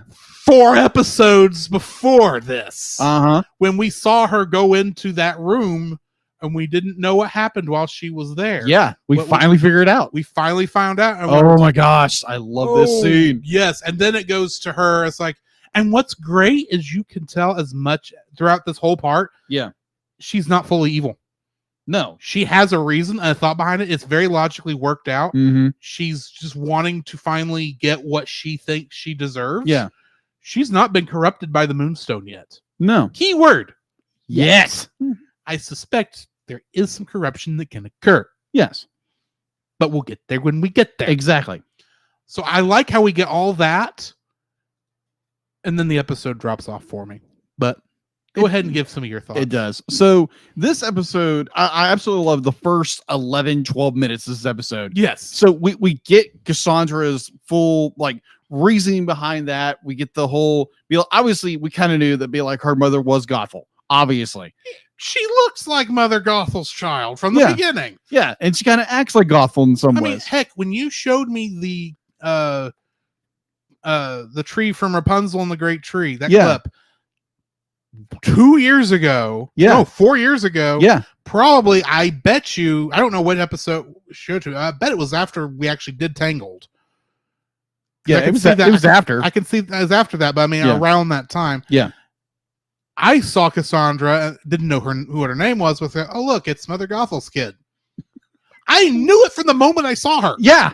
I called it. But going into that scene, it's so we have the end of season 2 where obviously Cassandra betrays Rapunzel and takes the moon opal. Yeah, the opal. It's an And- opal, technically. Yeah, it's an opal. So we get this scene where she go almost a flashback. We see this little ghost girl. We don't know who she is yet. Yeah, I'm curious on that. I suspect Zantiri. But more Possibly. on that later. Yeah, we'll get Yeah, get there so when you we probably get there. know who it is. I know who it Don't is. tell me. I'm not. Oh no, it's Paint Woman, isn't it? Oh yeah, it's definitely Paint Woman. Whatever her name is. Yeah, Paint Woman.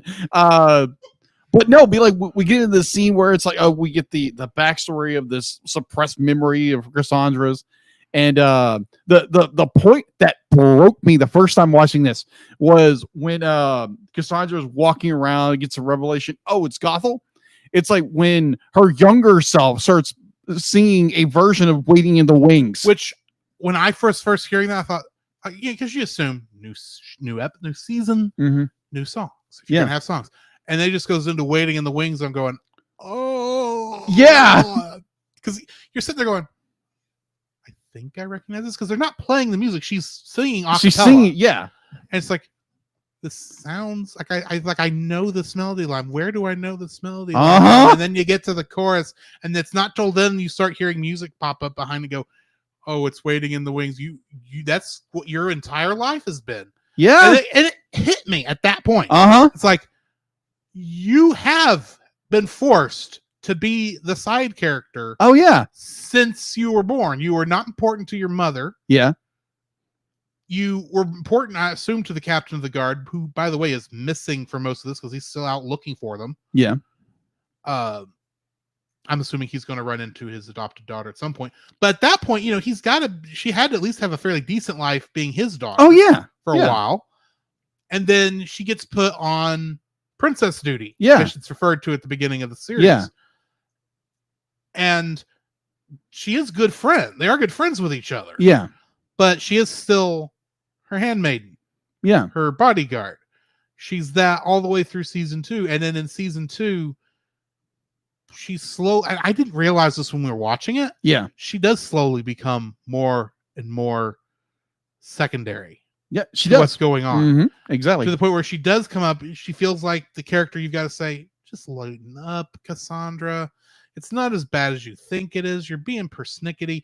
Then you get to Rapunzel in the Great Tree, where it's like she actually has a very good point, Yeah. and she's ignored. Uh-huh. And it's not Rapunzel who pays the price. Yeah. It's Cassandra. Sure. Yeah. To the point where at that point, like I said, she literally put her armor on, not only physically, but Mhm. emotionally. Yes. And she wears that all the way until she grabs the Moonstone. Yeah.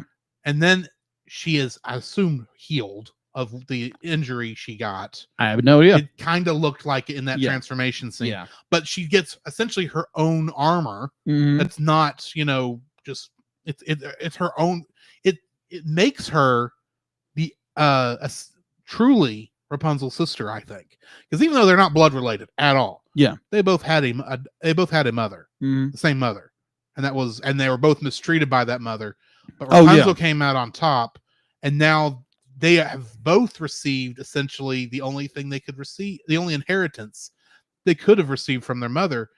Rapunzel with the sun drop, even though she had that before, Right. and Cassandra with the moon opal. Yeah. Now, I will say that Eugene's dad, King Edmund, I couldn't Yeah. think of his name. Mhm. He's kind of useless in his 3 lines. And in reality, so is Adira. It's like, y'all want to go help? Yeah, I know you're probably off looking for Cassandra. That's my guess. I don't know what you two people are doing. Mm. Because, I mean, you do still technically have your oath to fulfill Mhm. of protecting the world from the moon opal. I'm assuming that's going to pop back up. Yep. For those of you on the audio, Jacob just did that motion where he was zipping his lips. Mhm. You do realize when you do stuff like that, it tells me things. It does tell you stuff. Yes, But- it does. It's not about it's not about what I know. It's about how we get there. Exactly. And if I don't know stuff, it makes it even better.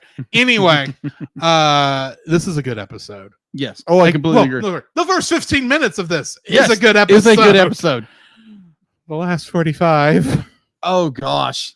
I It falls the minute they get back to now. Granted, that whole thing where the mime shows up. I can't think of his name. Oh yeah, yeah, And Shorty can translate. yeah. It's like It's so convenient. it's convenient and it works. And you know what? I'll take this as plot convenience because yeah, we need to get back to Corona. fairly quickly, and we don't have time to rebuild the camper back to Corona Department of Transportation things like we did on the island. Thanks, Max. Yeah. Well, quickly before we do that, jumping back to the flashback with Mother Gothel. Yeah. The horse she's on. Yeah. Is that the horse from Max's enemy? No, it's a Evil different horse? It's a different horse. Yeah, It's- looked the same. yeah, for a hot minute. It's more be like that I horse can't is remember more that horse's name. But I don't remember it he's either. only been in 2 episodes. Yeah. This horse is more it's a lot darker. It's like gray and black instead of Missed What- opportunity then. Yeah, I would agree with you It on that. should have been that because that was like, okay, we explained that character. Oh yeah, I completely agree. Obviously evil. He worked for Mother Gothel. Yeah. I was wondering Painted by Zentiri. Maybe. maybe. Technically, we don't know that yet. No, we This was don't. strongly hinted at in that one episode when the 3 disciples betrayed him, and they happens to be that that They one all- of the characters looks like Mother Gothel, one of the characters looks like Matthews, and one of the characters looks like Paint Lady. I love that that's who she is now. It doesn't matter if I ever find out her actual name. She's Paint Lady. And they happen to all be voiced by the same people who's voiced them before. It's like, we don't know that yet. Yeah, we Oh do. gosh. Anyone with half a brain would know that by now. True. But beside the point, Yes. the last 45 minutes of this is like, okay, you needed something to fill out the story, and you didn't really have it with Cassandra, but Cassandra's revelation of Cassandra's betrayal. So yeah, you are stuck with what I'll call the Endgame effect. Okay. Because you remember Avengers Endgame. Yeah. The first 30 minutes of that is an expansion of what Infinity War was doing. It's actually the tail end of what should have been the tail end of Infinity War. Yeah.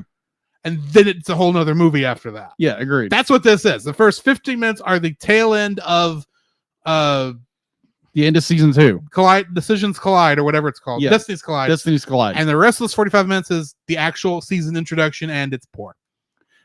I would agree with you. It's with not some of horribly bad, but I had to look up who Andrew was and who any of them were. Oh Because yeah. they were saying all this stuff, and I was going, who are you people? I recognize Varian because you do. Yeah. And he does at least have a decent redemption in Yeah. this. Agreed.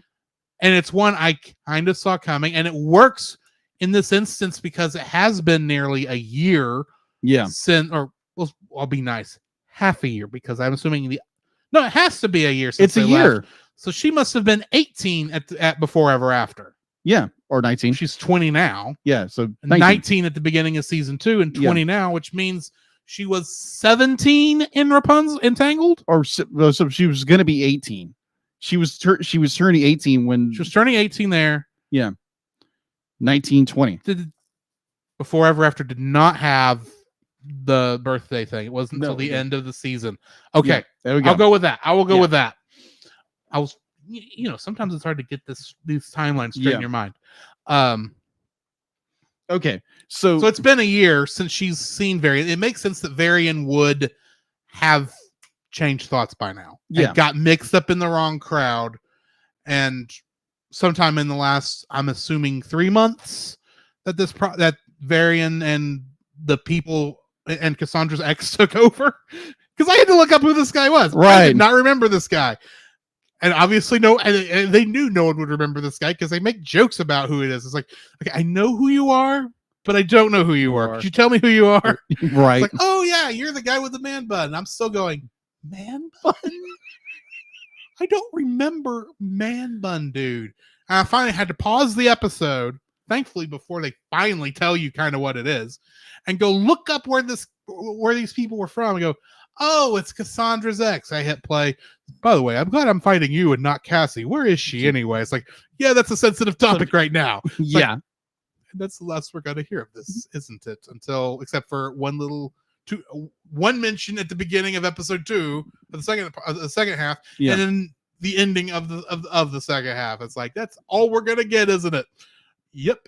It's like, this is 2 stories crammed into one is what this is. Don't get me wrong, I actually do kind of enjoy this. It's just the first 15 minutes are amazing. The last 45 minutes are bleh.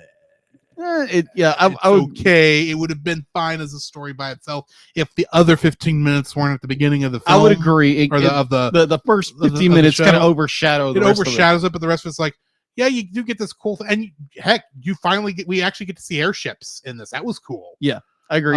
And the whole thing with the they're going to blow up Corona with his memory spell, that thing that's not really set up right yet. Right. That was cool. The whole effect where that whole part where he's saying, this is my mess. I'm the one who needs to fix it. And she says, no, you don't have hair that will, that magical hair that will protect you. And she leaves him on the rooftop, pushes him off there. And she's the one who gets to go be the badass. Pardon my language. Right. It's like, I love that part. And I like how even at the end of that, Lance is like, they see the explosion and Lance like, Rapunzel, no. And Eugene's just sitting there going, oh, she's fine. Yeah. Give it a couple minutes. And you're sitting there waiting. Finally, you see the little yellow dot fall out of the green cloud. And he goes, see what I tell you. Yeah. It's like, people do know what's going on. The writing on this, even though this is not the second half, the second 45 minutes of this is not the best episode. It's still very, very well written. Right. Agreed. They do know what show they are making, and they are playing right into it. Because that is, I would say, the advantage of Rapunzel's Tangled Adventure. Even it's what I would consider its bad episodes. Yeah. They're very well written and very fun, and I don't regret watching them. Yeah. I completely agree. I have completely stolen the spotlight on this discussion. This is your choice. You get to talk. Not like we're doing Star Trek Lower Decks, right? That is true. Bonkers. That is true. That's gonna be interesting when we do get around to that. Yeah, we're gonna have 2 or 3. We're gonna have 2 seasons by the time we get to it. True. So at least, yeah. So obviously when we kind of going back to the first 15 minutes, we have Cassandra and her younger self making this duet I think is the same actress from You're Kidding Me that played young Cassandra. I think it is. So we have that literally the first time I watched it, I got choked up. It was like, wow, this is really good. And then you get the point where Cass she's running off, and then Rapunzel kind of confronts her. It's like, hey, just wait. Be like, hey, we can fix this. But the whole song of crossing the line, it's like that was very well done, extremely well done. I would agree with you when we get done with crossing the line, it becomes a different story. Yeah, and it because you get such a enormous, grandiose beginning and then you jump right into another story. That it feels rushed. It could have been a 3-parter where they have to get back to Corona, and the fact that they get back to Corona within a matter of like a minute. And I'm gonna call bullcrap on that map. Yeah, that they showed, because they showed that being a straight line, and granted, they show all the little spots they stopped at, including the sea that they crossed at that one point. I'm still calling bullcrap on that. Yeah. Because that's not how that could have happened. Because there were 2 episodes where they nearly went all the way back to Corona in 3 in a day.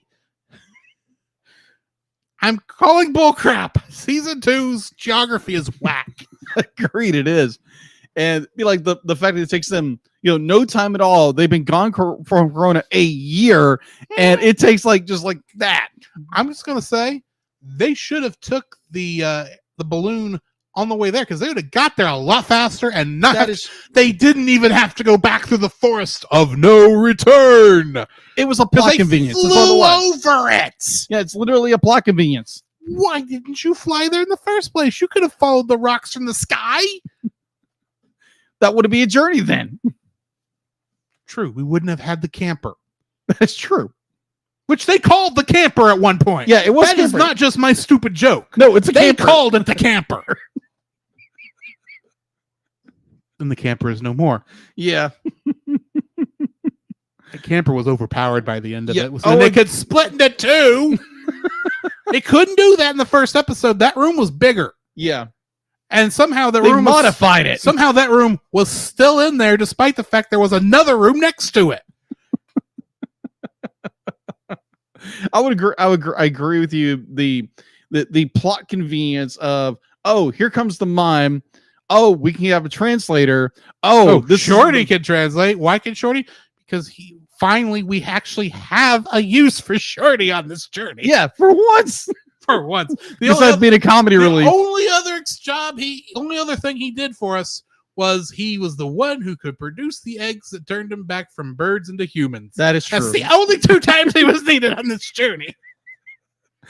Oh, Outside of comedy relief. Paul F. Tompkins got a really nice check for this. That's all I'm saying, because he didn't have to do jack squat. His character didn't, at least. Well, he did have to do a little bit more when he had to play Evil Shorty. That is true. That is so true. That is a phrase. That was so good, though. That was so good, though. In the House of Mirrors, the mirror, the House of Yesterday's Tomorrow's mirror episode. Yeah, mirror episode was good. Yes. I think that was also, we did Turning Red on that one. That was Turning Red. Yes. That was Turning Red. Yes, it was. Do you not remember the album art you made? Yes, I did. That's the whole reason I brought it up. Anyways, Bill, I do enjoy the where, because Rapunzel kind of be like, does her thing. She's like, oh, this really didn't bother me the whole bit, and she plays that up very well. Yes. I enjoy that, where it's not be like, oh, let's just go on to another adventure. They actually do tackle the issue. They do deal with the fact that, yeah, we are having to deal with this next crises immediately after this other one that we really still need time to work through, but we don't have time to work through it right now. That is true. They do that part. It's just the fact that the part I don't like is how fast we got back. Yeah, agreed. I Because completely agree with you. Now, granted, I was expecting a little bit of a time jump on the way back, but this is a really fast, because they got back within a day. Yeah, nearly. They didn't even stop and wave at what's her face at the Spire. Yeah, Spire. There was one point where someone corrected Varian corrected Rapunzel on the pronunciation of the Curin or the whatever. Oh yeah, yes. And I'm sitting there going, "You don't want to go down that road, Road Bell. She will kill you." She already had to fight a girl over trying to pronounce a word that they were saying the same word the same way, but somehow it was different. But anyway, okay. I'm sorry. I keep getting off on tangents. No, that's fine. Be like that makes a good, entertaining show. Yes. So here's a point. We'll get to the very end. Variant's been redeemed, and Rapunzel's going to use her the what's that enchantment? Yeah. The Wither and Decay. Yeah. The moon, the evil incantation. I don't remember. Yeah, what it's called. the dark indication. So Wither and decay in this destiny. I'm still going, this doesn't sound like it should be doing this, but fine. We'll go with that. Yeah, it's still awesome. It's still awesome. And she does still lose control. Mm-hmm. And it's like, okay. And I still don't know what snapped her out of it. I have no idea what snapped her out of that. The other than Varian saying he's sorry. They can't do anything. Yeah. And that somehow snapped her out of it. It's like, okay. So here's a good point. Here's a good point with them. That will be explained. Hopefully, maybe. But I think it's just more that friendship had been rebonded, and so it was. I can go with that. Okay. The other weird thing, though, in that is that her hair didn't fully turn black. It kind of was like you said blonde. There was more orangey streaks throughout it, which was weird. But anyway, so a good point that an observation I had, and I know a lot of fans have looked at this. So we take when Rapunzel starts using that incantation at the Dark Tree, when Cassandra goes to like even remotely touch it, but like touch Rapunzel, her hand burns and it withers. Varian didn't have that problem. No, be like he had work gloves on and it just melted the gloves away. It's like, and that's why you shouldn't have touched her barehanded, Cassandra. She was wearing gloves. Not good gloves, apparently. Yeah, apparently like plastic, like work gloves do perfectly fine. Well, I mean, they were designed to hold up to alchemical.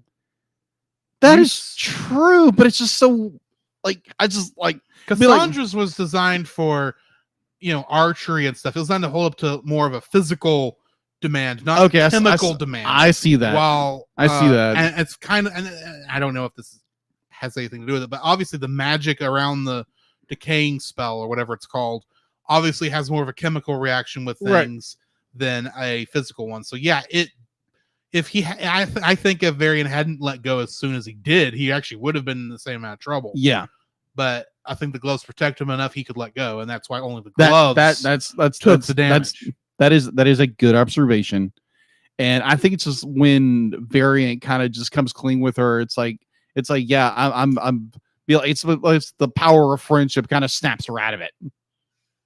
No, Which before friendship like is magic after all. that is true from other shows I've heard of. Yes. But overall, be like, it's very well done. It's very well written. It's a little bit of a be like, hey, let's jump into our next adventure. I will say, I have no idea where the show is going, Okay. because that's the thing. Season 1, I kind of knew they were hanging out in town most of that season. Mm-hmm. In season 2, I know they were going on a journey throughout that season. I have no idea what's about to happen. Okay. I don't know where they're going. I don't know where. I assume the troubles are going to come to them Possibly. because Cassandra's going to be heading back that way. All these other things are going to happen. So Right. I mean, I'm sure Xantiri is going to raise his butt ugly head. Possibly. Heck, Mother Gothel could come back for all we really know. Oh. We'll find out later. I was waiting to see if you would react, but you didn't. So it's like I don't know if I actually hit on a surprise or not. Anyway, do you have anything else to add before we shut down? I'm just like, yeah, we're in season 3 now. Yeah, we are in the tail stretch of this. It's what, 24 episodes? 24 episodes. And the way I think I've got it figured up, we are going to end on the last episode of September. Mm-hmm. So y'all need to be thinking about what show y'all might want us to review next. Exactly. We have a couple things we're going to post as a poll on the Facebook page, so keep an eye out for that. Exactly. But yeah, in the meantime, I think we need to go ahead and end this thing. Yeah. So this has been Drew. This is Jacob. And we'll catch you in the next frame. You can follow Jacob on his Facebook at Jacob B. Heron. His Facebook page, Jacob's Daily Art Corner, where he tries to draw each and every day. His Instagram at Jacob B. Heron. His Twitter at Jacob Heron. And his letterboxd at Jacob Heron. You can find Drew on Facebook at Drew Dodgen. His Facebook page, Drew's Photo Bin, to see his photography. His letterboxd page at GGeorge759. His Twitter at GGeorge759. And Instagram at Drew Dodgen. You can like us on Facebook at the Cellcast Podcast, on Twitch at the Cellcast Gaming, On YouTube at Cellcast. on Twitter at cast_cell. The Cellcast can be found at Apple Podcasts, Google Play Podcasts, Stitcher, Spotify, or anywhere else fine podcasts are downloaded from. Please rate and review us where you found us, and also on Podchaser. Email us at thecellcastpodcast@gmail.com. The Cellcast is a proud member of both the Pop Americana and Culture Box media networks. For more information, please see the link in the description. Our theme song is Drop and Roll by Silent Partner. And remember, that's Cell with a single L.